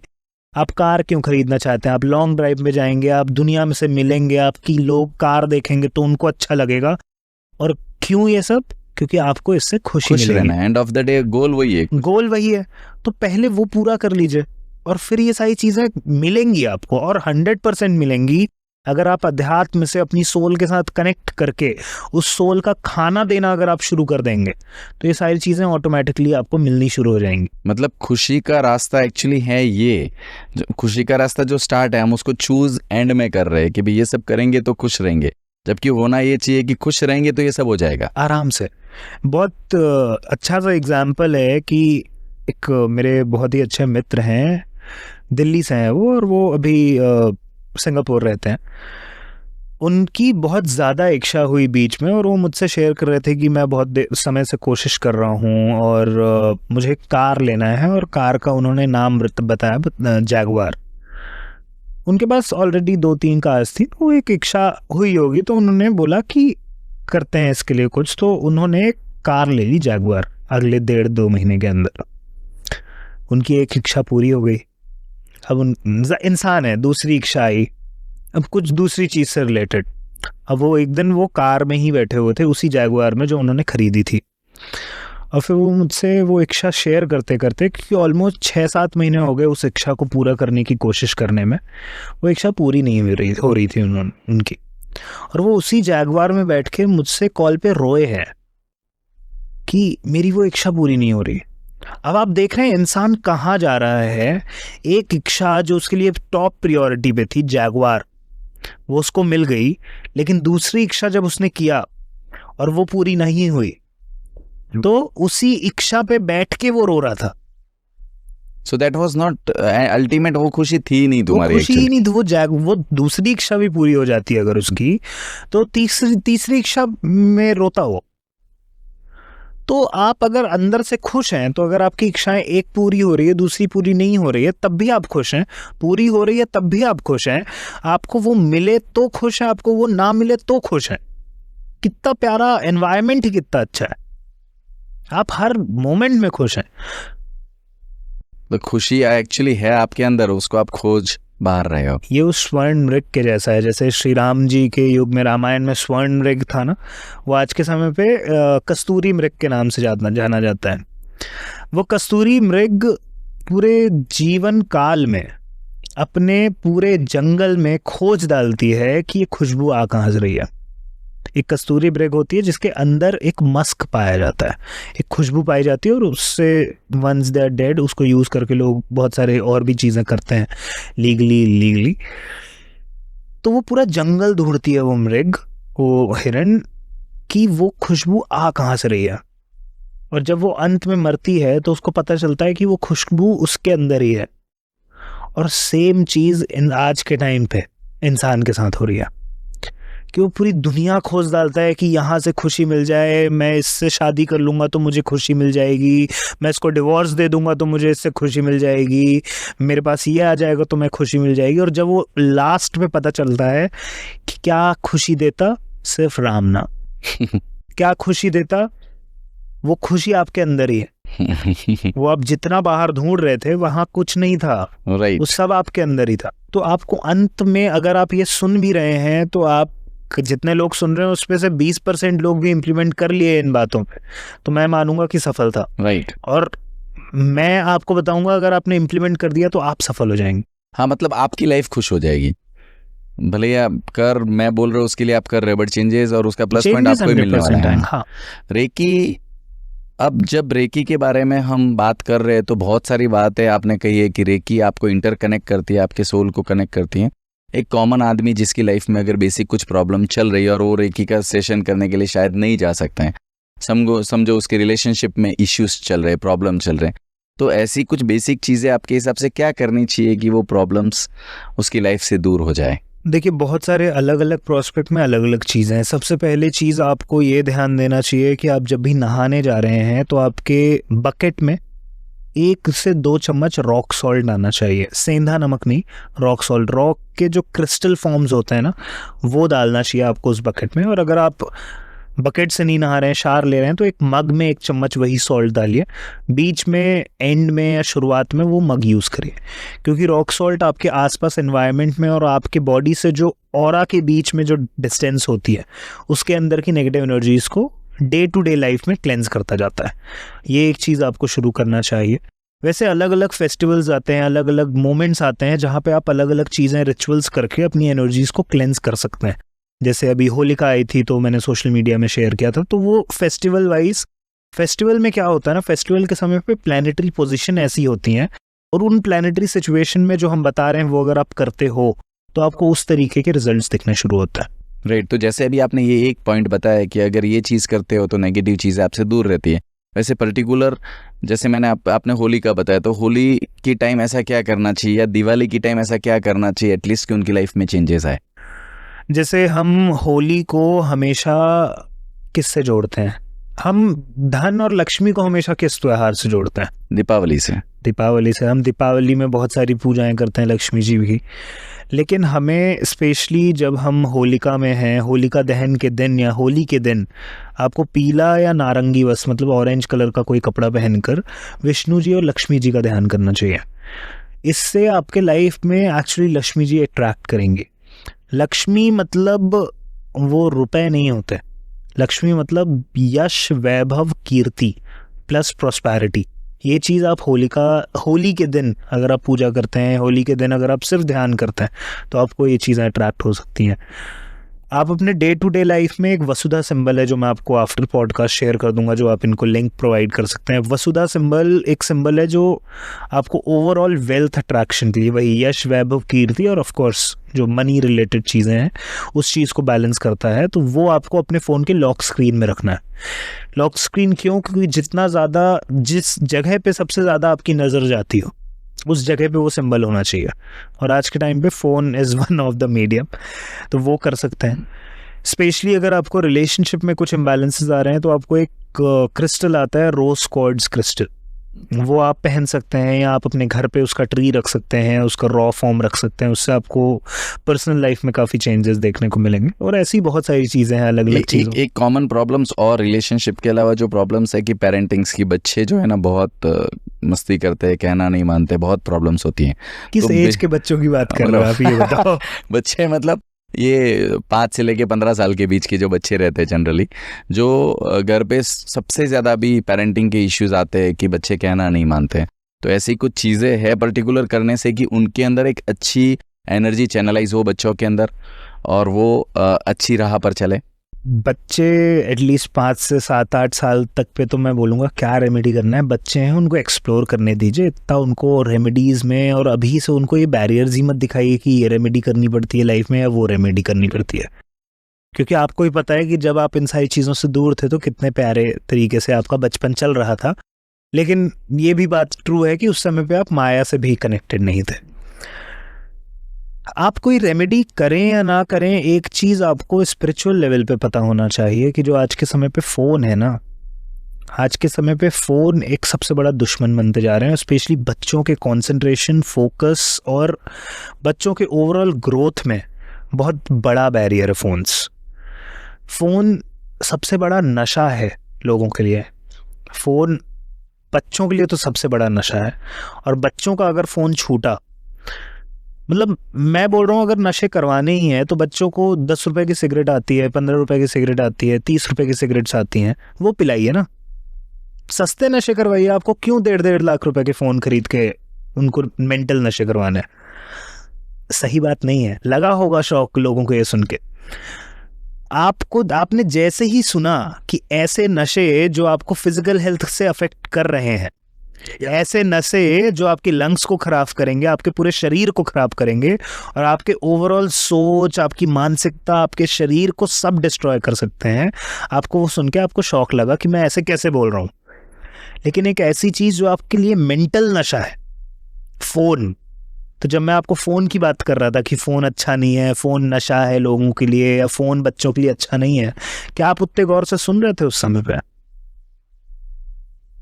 ये डिफरेंस है। जो दिखता है लोग उसको खरीद लेते हैं कि अरे हाथ में सिगरेट गंदी दिख रही है, धुआं उड़ रहा है, तो वही बस गंदा है।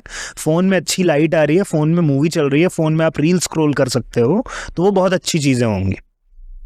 तो लोगों को ये समझना ज़रूरी है जैसे सिगरेट्स, टोबैको, ड्रग्स, ये सब एक बहुत ही ख़राब चीज़ है, वैसे ही फ़ोन बच्चों के लिए उतनी ही ख़राब चीज़ है। फ़ोन आप उतना ही यूज़ करें जितना आपको काम है, और मेरे हिसाब से नहीं लगता कि 15 साल तक के बच्चों को कुछ काम होगा फ़ोन से।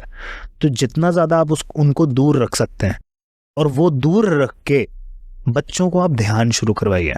हर एक पेरेंट जो अभी देख रहा है, अगर आपने अभी से उनको ध्यान की आदत लगा दी तो उनको आगे जाके किसी भी चीज़ की लत नहीं लगेगी, किसी भी चीज़ का लालच नहीं होगा।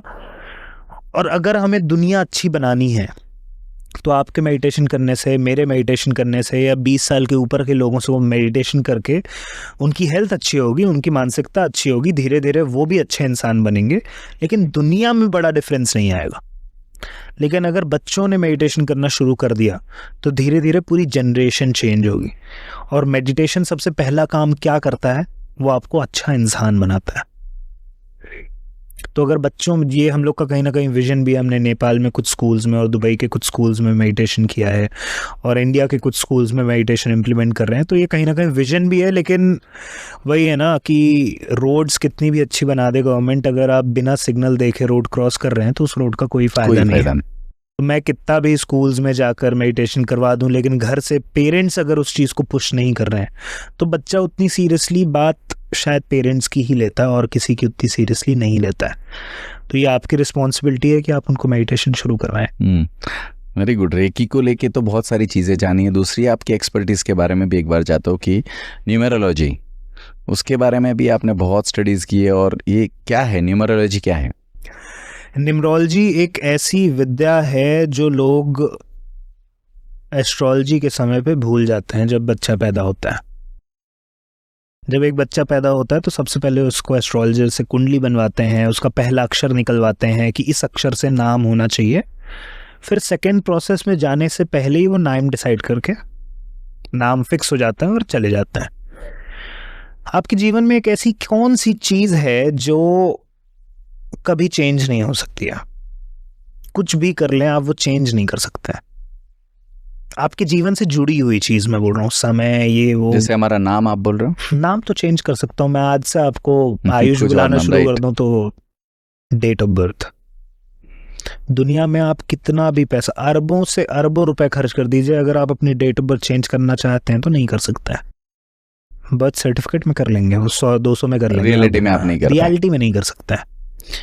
तो अब एक ऐसी चीज जो आपकी लाइफ से ऐसी जुड़ी हुई है जो कभी चेंज नहीं की जा सकती, उसमें 2 नंबर्स आते हैं, और वो डेट ऑफ बर्थ क्या रोल प्ले करती है? ये रोल प्ले करती है कि उस समय पे, उस दिन पर प्लैनेट्स की क्या सिचुएशन थी और बच्चा किस प्लैनेट से जुड़ा हुआ है। क्योंकि आपके जो डेट ऑफ बर्थ में उसमें 2 नंबर होते हैं, एक होता है मूलांक और दूसरा होता है भाग्यांक। मूलांक आपको बताता है आपके ट्रेट्स, आपके पर्सनैलिटीज, आपको कौन से प्लैनेट की एनर्जी सबसे ज्यादा मिली है, और उस प्लैनेट की एनर्जी से रिलेटेड जो ट्रेट्स आपके अंदर आ सकते हैं, जो पर्सनैलिटी लेवल्स आपके अंदर आ सकते हैं, गुस्सा, अच्छा इंसान होना, या अच्छा इंसान तो हर इंसान पैदा होता है, लेकिन उसकी प्रवृत्तियां क्या हो सकती हैं, किस डायरेक्शन में जा सकता है, वो सब आपको मूलांक से पता चलता है। ओके। और भाग्यांक बताता है कि जो भाग्यांक है उससे कनेक्टेड जो प्लैनेट है मैं इसका भी एक्सप्लेनेशन दूंगा, लेकिन उससे जो कनेक्टेड प्लैनेट है और उसके जो ट्रेट्स हैं, उसकी जो क्वालिटीज़ हैं, जैसे फॉर एग्जांपल मून नंबर 2 होता है, जिसका नंबर 2 होता है भाग्यांक, वो कहीं ना कहीं कम्युनिकेशन में इतना अच्छा होता है कि लोगों को कनेक्ट कर लेता है इमोशनली। अब 2 नंबर वाले कम्युनिकेशन में बहुत अच्छे होते हैं, दैट मीन्स वो जर्नलिज्म में भी जा सकते हैं, दैट मीन्स वो स्टोरी टेलिंग में भी जा सकते हैं, दैट मीन्स वो पोएट्स भी बन सकते हैं, क्योंकि वो अपनी बातों से, अपने शब्दों से इमोशनल कनेक्ट बनाने की पावर रखते हैं। Okay, great. अब मैं ये नंबर और ये प्लैनेट्स पे आता हूँ। हर एक नंबर का अपना एक प्लैनेट होता है और हर एक लेटर का अपना एक नंबर होता है। तो वो बोलते हैं ना, A is equal to B, B is equal to C, तो C is equal to A। तो हर लेटर का अगर अपना नंबर है, दैट मीन्स हर लेटर का अपना एक प्लैनेट भी हो। तो आपका जो रूट नंबर है उसी से सिंक होना चाहिए आपका नाम। जो प्लैनेट फॉर एग्जांपल नंबर 1 वालों का सन प्लैनेट है, नंबर 1 वालों को सन है, उसको सन की एनर्जी मिल रही है, लेकिन आपका जो नाम है वो कोई और प्लैनेट कैरी करके चल रहा है जो फेवरेबल शायद नहीं है, या शायद एनिमी नंबर भी है। तो आपको एक सिनर्जी दिखेगी कि सब अच्छा चल रहा है लाइफ में, लेकिन एंड मोमेंट में काम नहीं बन रहा है। सब अच्छा चल रहा है, होते होते नहीं हो पा रहा है, सडन बैरियर्स हैं। आप सारी चीज़ें खंगाल लेंगे, सारी चीज़ें ढूंढ लेंगे, आपको प्रॉब्लम नहीं समझ में आएगी, लेकिन हो रहा है वैसा। लेकिन वो हो रहा है क्योंकि आपके कहीं ना कहीं न्यूमरोलॉजिकली वो एनर्जी ही आपको नहीं मिल पा रही है उस प्लैनेट की जिस प्लैनेट से आप बिलोंग करते हैं। तो नंबर 1 वालों का जैसे है कि 1, 2, 4 एंड 7, ये 4 नंबर बहुत ज़्यादा फेवरेबल होते हैं इन चारों के लिए। लेकिन अगर आपका नंबर 1 है और आप एक पॉलिटिशियन है, तो मैं आपको बोलूँगा कि आप अपना जो नाम है वो 1 ही रखिए। लेकिन अगर आपका रूट नंबर 1 है और आप एक पोएट हैं, तो मैं आपका नाम 1 में कैलकुलेट नहीं करूँगा, आपका नंबर 2 रखूँगा मैं नाम। लेकिन वहीं आप एक ऐसे बिजनेस में हैं जहां आपका दिमाग बहुत ज़्यादा लगना है, फिजिकल एफर्ट्स कम है, दिमाग सबसे ज़्यादा लगने वाला है, और दिमाग एक मेन रोल है आपका दिमाग का, तो मैं आपका नंबर 4 करूँगा। नंबर 4 होता है राहु का। राहु और केतु होते हैं सर और धड़। तो सर क्या हुआ? राहु। नंबर 4 जितना ब्रेन से रिलेटेड एनर्जी है, दिमाग चलने वाली एनर्जी है, क्विक थिंकर, यूनिक थिंकर्स, अलग सोचने वाले, और अलग सोचते सोचते लोग भले उनका सपोर्ट ना करें लेकिन अपनी सोच पे कॉन्फिडेंस रखने वाले नंबर 4 वाले होते हैं। तो मैं आपका नाम शायद नंबर 4 के कैलकुलेशन का रख दूं। आपके जो स्पेलिंग का कैलकुलेशन है, फॉर एग्जांपल टोटल कैलकुलेशन 3 आ रहा है आपके नाम का, तो मैं उसमें कोई एक ऐसा लेटर ऐड करूंगा जो आपके नाम के साथ सिंक हो डेफिनेटली, जो नाम के प्रोनाउंसिएशन को खराब ना करे लेकिन कैलकुलेशन को इम्प्रूव कर दे, कैलकुलेशन को सही कर दे। हर जगह एनर्जी है, हमें बस उस एनर्जी को सिनर्जी बनाना है, उस एनर्जी का सिंक लाके उस जगह पे सिनर्जी बनाना है। That's all numerology do. मतलब बहुत सारे लोग जो होते हैं वो अपने नाम में कुछ ऐड करते हैं एक वर्ड, तो वो बिकॉज ऑफ दिस की उनका जो स्टक हो रहा है। एग्जैक्टली। ओके। ये चीज़ अब जो लोग अभी देख रहे हैं और जो कहीं ना कहीं बड़े हैं, उनका डॉक्यूमेंट्स वगैरह सब हो चुका है, तो उनके लिए एक सबसे पहली चीज़ कि आपको डॉक्यूमेंट में चेंज करने की ज़रूरत नहीं है, क्योंकि ये कैसे काम करता है कि जितना ज़्यादा ये नाम देखा जाएगा, नया स्पेलिंग वाला, सही स्पेलिंग वाला, जितना ज़्यादा देखा जाएगा, लिखा जाएगा, उतना जल्दी एक्टिवेट होगा। तो आपको शुरुआत में ही परेशान होने की ज़रूरत नहीं है कि डॉक्यूमेंट्स में चेंज करना, क्योंकि डॉक्यूमेंट बहुत कम देखा जाता है। प्लस जिनके यहाँ अभी न्यूबॉर्न बेबीज़ हो रहे हैं, मैं उनको सजेस्ट करूँगा कि एस्ट्रोलॉजिकली आप लेटर तो निकालिए ही शुरुआत में, लेकिन न्यूमरोलॉजी एक सेकेंड प्रोसेस है नाम सिलेक्ट करने का।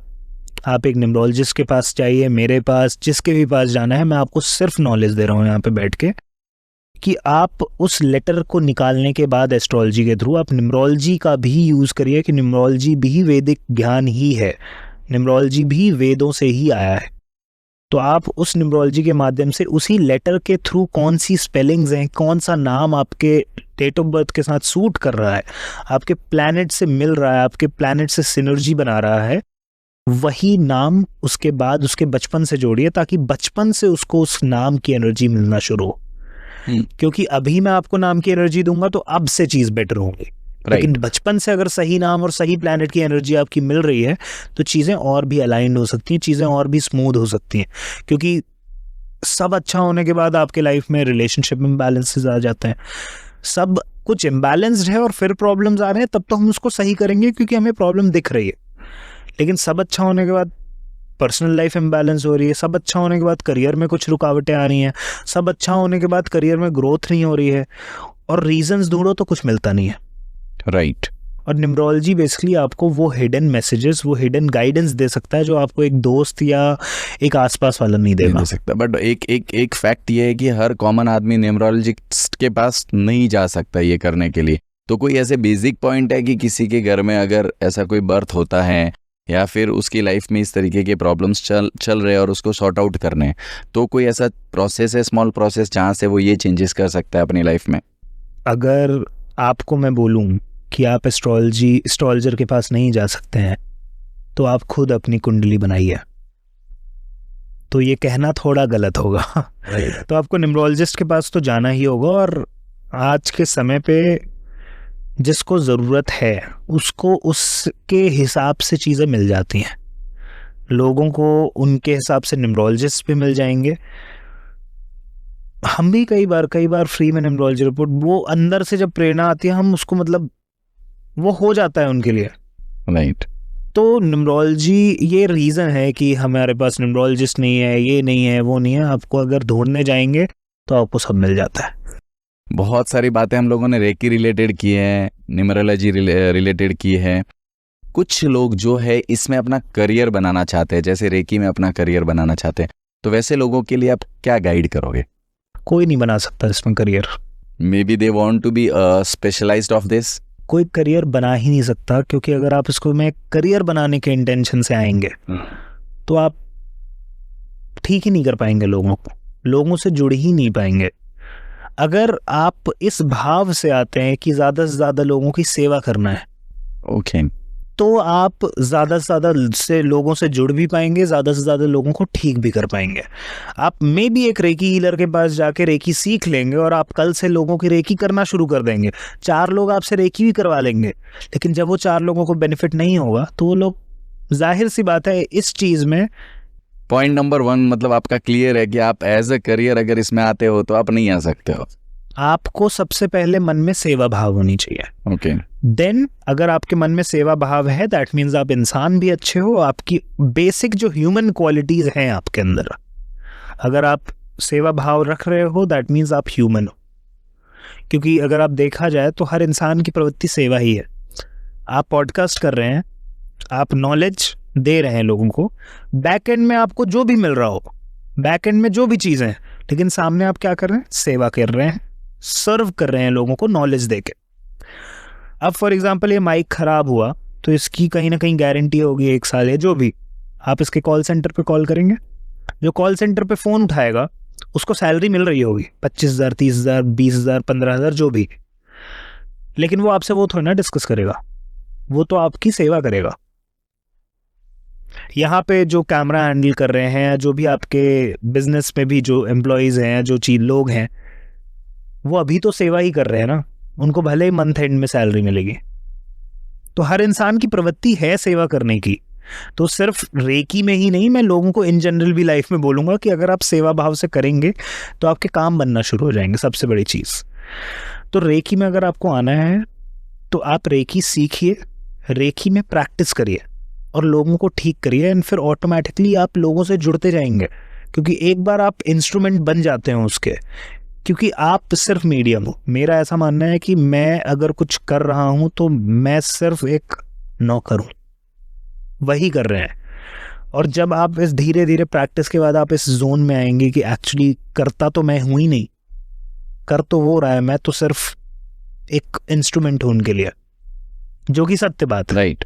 उस दिन से आपको लोगों से कनेक्ट होना शुरू करेंगे, लोग जुड़ते जाएंगे, लोगों को हील करते जाएंगे, लोगों को बेनिफिट होता जाएगा, लोग और लोगों को जोड़ते जाएंगे, और ऐसे फिर आप इस चीज में ग्रो हो सकते। राइट। कभी भी इसमें ये करना कि अरे मैं रेकी पे आ जाऊं, मेरे को अरे वो रेकी हीलर तो ऐसे घूम रहा है, अरे वो रेकी हीलर तो, आज के समय की मैं आपको एक बात बताता हूं, जो भी चीजें मैं करता हूं आज के समय पे, फॉर एग्जाम्पल मैं आज यहाँ आया अपने एक व्हीकल से, वो व्हीकल तभी निकलता है जब मैं किसी का सेशन करने जा रहा हूँ, अदरवाइज मैं क्लब जाता ही नहीं हूँ। तो मेरे को वो व्हीकल का और कोई यूज़ ही नहीं है। मैं वो निकाल रहा हूँ, या तो किसी को सेशन देने जा रहे हैं, या तो मैं यहाँ आया हूँ। यहाँ मैं क्यों आया हूँ? लोगों से वो चीज़ मैं शेयर कर पाऊँ जो मैंने एक्सपीरियंस किया है। क्योंकि जहाँ पे वो लोग हैं अभी सिचुएशन में, जिस सिचुएशन में, जिस इम्बैलेंसेस पे, या जिनको, कुछ लोगों को क्लियरिटी नहीं है, कुछ लोगों को एक गाइडेंस चाहिए इस फील्ड, इस जगह पे आने पे, या इस स्पेसिफिक जोन में आने की, कि वो लोगों की सेवा कर पाए, उस सिचुएशन में, उस जगह पे मैं भी था एक समय पे। मैं यहाँ पे सिर्फ मेरा पॉडकास्ट करना या इंटरव्यूज देना, वो सब बाय प्रोडक्ट है कि पॉडकास्ट वायरल हो गया तो लोग देखेंगे। लोग देखेंगे तो ज़्यादा से ज़्यादा क्या होगा, लोगों तक ही तो नॉलेज जाएगी। बैकएंड की चीज़ें भूल जाइए कि आप मेरे को जानना शुरू करेंगे कि वो मेरा अगर कोई पॉडकास्ट वायरल होता है तो सबसे ज़्यादा मुझे खुशी होती है कि अरे चलो, ज़्यादा से ज़्यादा लोगों को वो इन्फॉर्मेशन पहुंच गई। और जिस दिन आप अपने जीवन को इस नज़रिए से देखना शुरू कर देंगे तो आप, करियर ना बहुत छोटे शब्द हैं, करियर से बड़ी चीज़ आपको प्राप्त हो जाएगी। मैं हर इंसान को बोल रहा हूँ, और हर इंसान को वो करियर से बड़ी चीज़ ही पानी चाहिए, मेरा ऐसा मानना है। तो इतनी कम उम्र में आप बहुत बड़े उम्र की जो सोच रहती है वो रखते हैं। बट एक ये आइडेंटिटी का प्रॉब्लम, जैसे अभी कोई डॉक्टर कहीं पर जाता है तो उसका एक इंट्रोडक्शन होता है, इस हार्ट स्पेशलिस्ट डॉक्टर है, ये फलाना है। आप एज अ रेकी हीलर जाते हो तो एक वो, क्योंकि एज रेकी इतना कोई मतलब ये नहीं है कि आपका सीधा आइडेंटिटी, तो आइडेंटिटी के अंदर इस तरीके का जब आपका इंट्रोडक्शन होता है तो उस टाइम क्या मिसकंसेप्शंस लोगों के होते हैं, या आपको कुछ फील होता है अंदर से? आइडेंटिटी रखनी ही क्यों है? मैं अगर आपको बोल रहा हूँ कि मैं एक थेरेपिस्ट हूँ फॉर एग्जाम्पल, और आप मेरे पास आए, तो आपके दिमाग में सबसे पहला क्या इंक्लूड होगा कि मैं एक थेरेपिस्ट के पास आया हूँ, that means I need therapy. मैं एक डॉक्टर के पास आया हूँ, that means I need medicines. तो मैं वो आइडेंटिटी, जिसको जो समझना है मुझे वो समझे। मेरा बस एक काम है कि अगर कोई आ रहा है उसकी चीज़ों को समझो, और जिस भी माध्यम से, चाहे वो रेकी हो, चाहे वो टैरो हो, चाहे वो न्यूमरोलॉजी हो, या जो भी माध्यम उस समय पे बात हो, या सिर्फ एक गले मिलकर उसकी वो चीज़ ठीक हो सकती है, तो मैं उसको रेकी क्यों करूँगा? मैं उसकी सिर्फ गले मिल के उसकी वो प्रॉब्लम ठीक कर दूंगा। मैं उसके साथ घूमने निकल जाऊं, लोनावला निकल जाऊं, मेरे को कल कोई एक बंदा मिल रहा है प्रॉब्लम में, मेरे को बोल रहा है कि ये चीज़ है, मुझे लगता है कि रेकी से बेहतर इसको लोनावला की एक ट्रिप फायदेमंद होगी, तो मैं वहां चले जाऊंगा उसके साथ। तो मैं तो वो हूँ। अब जिसको जिस हिसाब से मेरे को देखना है, जिसको जो नाम लेना है मेरा, जिसको जो बोलना है, जिसको जो समझना है, आप वो समझकर मेरे पास आ सकते हैं। बस मेरा वही मानना है। बहुत सारी चीज़ों की स्पेशलिटी आपने की हुई है, तो मैं आपसे ये पूछूंगा कि जैसे रेकी है, न्यूमरोलॉजी है और टैरो है, इन तीनों का कोई एक एक स्ट्रॉन्ग पॉइंट क्या है? रेकी से किसी भी तरीके की नेगेटिव एनर्जीज को ठीक किया जा सकता है। दैट मीन्स जिस भी प्रॉब्लम से आप जूझ रहे हैं वो चीज़ ठीक हो सकती है रेकी से, वो भी जड़ से। ये one of the major use जब भी लाइफ में, और सिर्फ हेल्थ नहीं, जैसे कि मैंने बताया था, नेगेटिव एनर्जीज मतलब 5 प्रोस्पेक्ट में कोई भी प्रॉब्लम रेकी से ठीक हो सकती है। टैरो लोगों को लगता है कि भविष्य बताता है। लोग कई बार ये भी सवाल पूछते हैं कि मैं प्रेग्नेंट हूँ, लड़का होगा या लड़की होगा, ये टैरो में लोग आके सवाल पूछते हैं। लेकिन टैरो का बस बेस्ट पार्ट ये है कि वो आपके प्रेजेंट को इतना सही बना देता है, वो आपके प्रेजेंट को इतनी सही गाइडेंस देता है जिससे आपका प्रेजेंट अच्छा बने, जिससे आप प्रेजेंट में जहाँ भी गलत जा रहे हैं वहाँ आपको बचा लेगा, जहाँ भी आप सही जा रहे हैं उसकी आपको एक मोटिवेशन भी दे देगा, और प्लस आपको एक दिशा निर्देश दे देगा कि आगे आपको क्या करते रहना है। और टैरो ने जहां तक मेरा एक वन ऑफ द प्रोस्पेक्ट खोला है लाइफ में, कि जो फ्यूचर की बात हम कर रहे हैं वो आपका पोटेंशियल प्रेजेंट है। वो आज जो 6 महीने बाद को हम अभी फ्यूचर देख रहे हैं, वो 6 महीने बाद आपका प्रेजेंट बनेगा। तो अगर आप अभी से अपना फ्यूचर छोड़कर अपना प्रेजेंट बेहतर बनाएं तो 6 महीने बाद वाला प्रेजेंट भी आपका अच्छा होगा। ये टैरो ने सिखाया है मेरे को। न्यूमरोलॉजी इज कि नंबर कितने ब्यूटीफुली डिजाइंड है हमारी लाइफ में। एक बहुत ही छोटी सी चीज देता हूं मैं। एक लाइन 180 डिग्री होती है, ठीक है? उसका कैलकुलेशन क्या होता है? 1 + 8 + 0 9 होता है। एक सर्कल 360 डिग्री होता है, 3 + 6 + 0 कितना होता है? 9 होता है।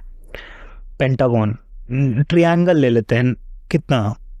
कैलकुलेट करिए, वो भी 9। रेक्टेंगल 90 90 90 90, वो भी 9।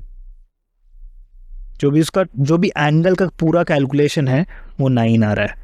कुछ न्यूमरोलॉजी नंबर्स से काफ़ी अच्छे तरीके से कनेक्ट करता है।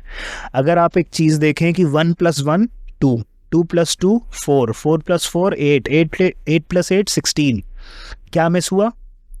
3 मिस हुआ, 6 मिस हुआ, 5 भी मिस हुआ, जो आगे कंटिन्यू होगा। 16 + 16 32, 3 + 2 5, वो भी कवर। एट द एंड आप कितना भी कैलकुलेशन कर लें, 3 नंबर बच जाते हैं, 3 6 और 9। वो कवर नहीं होता है इसमें। 3 नंबर कवर ही नहीं होते। क्यों? क्योंकि ये यूनिवर्सल फेवरेबल नंबर्स होते हैं। जिसका डेट ऑफ बर्थ 3 या 6 या 9 या ऐसी डेट ऑफ बर्थ जैसे कि 21 मतलब 2 + 1, 30 दैट मीन्स 3 + 0, 27 दैट मीन्स 2 + 7 9, या 24 2 + 4 6, या 15 1 + 5 6, जिसका डेट ऑफ बर्थ का रूट नंबर 3 6 या 9 होता है, वो एक यूनिवर्सल चैनल से कनेक्टेड है, यूनिवर्सल लाइन में है। और पूरे न्यूमरोलॉजी के अकॉर्डिंग 3 और 6 और 9 एक तीनों के लिए फेवरेबल है,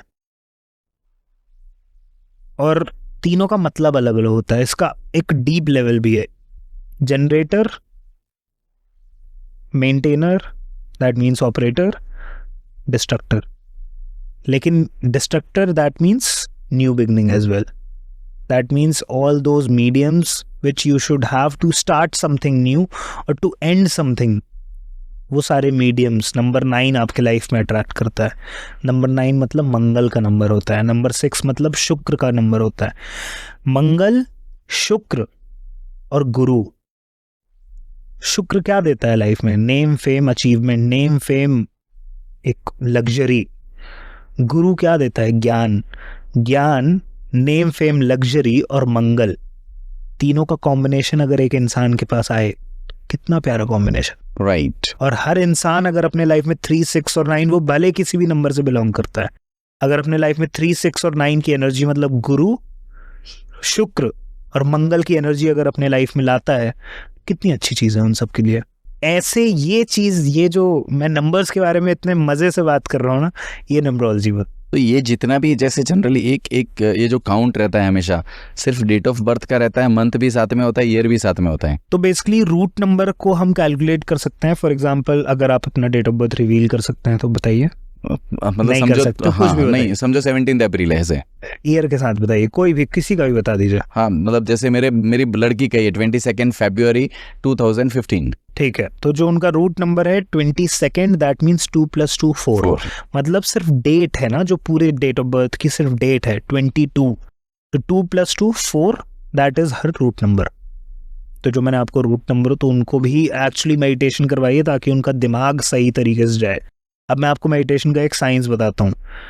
जब आप सांस लेते हैं तो आपके सांस मतलब ऑक्सीजन ले रहे हैं, तो 25% ऑक्सीजन आपके ब्रेन में जाता है, और अगर आप सांस सही नहीं ले रहे हैं तो आपके ब्रेन में ही ऑक्सीजन सही नहीं पहुंच रहा है। दैट मीन्स आपका ब्रेन धीरे धीरे कम फंक्शन करेगा। इसलिए सांस लेना सही तरीके से जरूरी है। और प्लस सांस सही तरीके से कैसे लेते हैं? सांस सही तरीके से मैं अगर अभी आपको बता भी दूंगा तो तुरंत लोग सही नहीं कर पाएंगे, तो मैं आपको उसको रेगुलरली हैबिट में कैसे लाएं और रेगुलरली सही कैसे करें वो भी बताता हूँ। कि जब आप सांस ले रहे हैं तो आपको नाक से सांस लेना है और मुंह से छोड़ना है। ये बहुत सारे लोग कर सकते होंगे मे बी, लेकिन जब आप सांस ले रहे हैं तो आपका पेट बाहर आना चाहिए, और जब आप सांस छोड़ रहे हैं तो आपका पेट अंदर जाना चाहिए। ओके। ये सबसे सही तरीका है सांस लेने का एक इंसान के लिए, और आज के टाइम पे 70% लोग सांस गलत ले रहे हैं।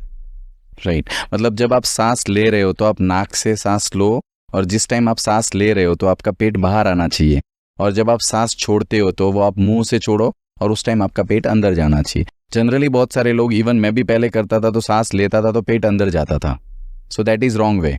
तो आप लोगों से अभी पूछा था कि 1 मिनट में कितने बार सांस ले रहे हो? 14 to 15। मेरा 20। ज़्यादा ही होगा, 5 6 7 सांस तो नहीं ले रहे हैं, आप ज़्यादा ही ले रहे हैं।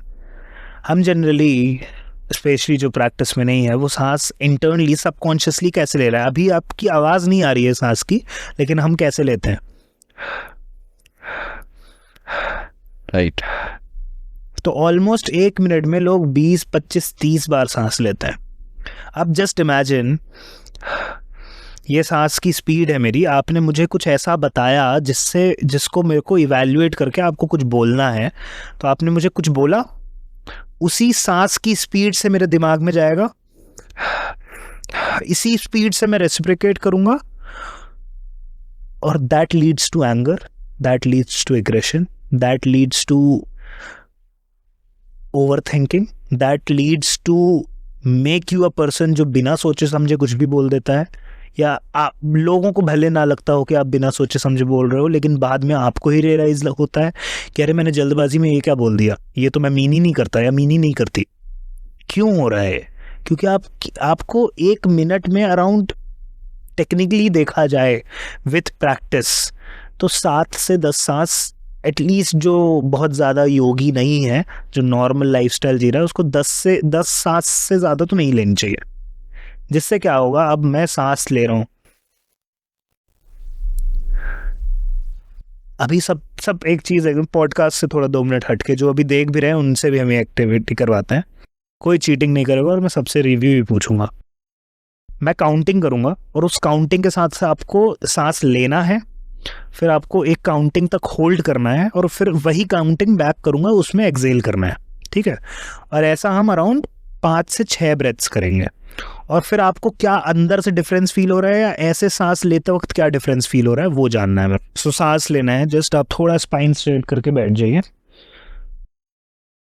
एक साथ एक्सेल करिए पूरा, धीरे धीरे सांस लीजिए। 1 2 3 4 5 6, होल्ड करिए। 1 2 3, एक्सेल करिए। 1 2 3 4 5 6, धीरे धीरे इनहेल करेंगे। 1 2 3 4 5 6, होल्ड करेंगे। 1 2 3, एक्सेल करेंगे। 1 2 3 4 5 6, इनहेल करेंगे। 1 2 3 4 5 6, होल्ड करिए। 1 2 3, एक्सेल करिए। 1 2 3 4 5 6, ऐसे ही धीरे धीरे सांस लीजिए अपने पेस के साथ, और धीरे धीरे सांस छोड़िए।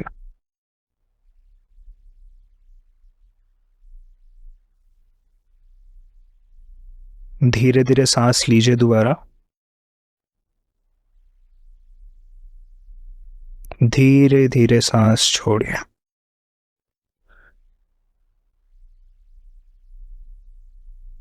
धीरे धीरे सांस लीजिए,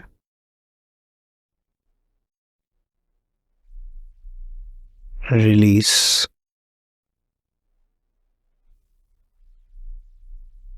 धीरे धीरे सांस लीजिए,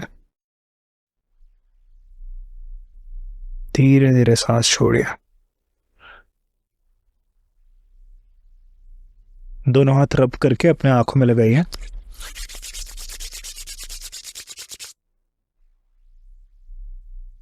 और धीरे धीरे आंखें खोल लीजिए। डिफरेंस फील हुआ?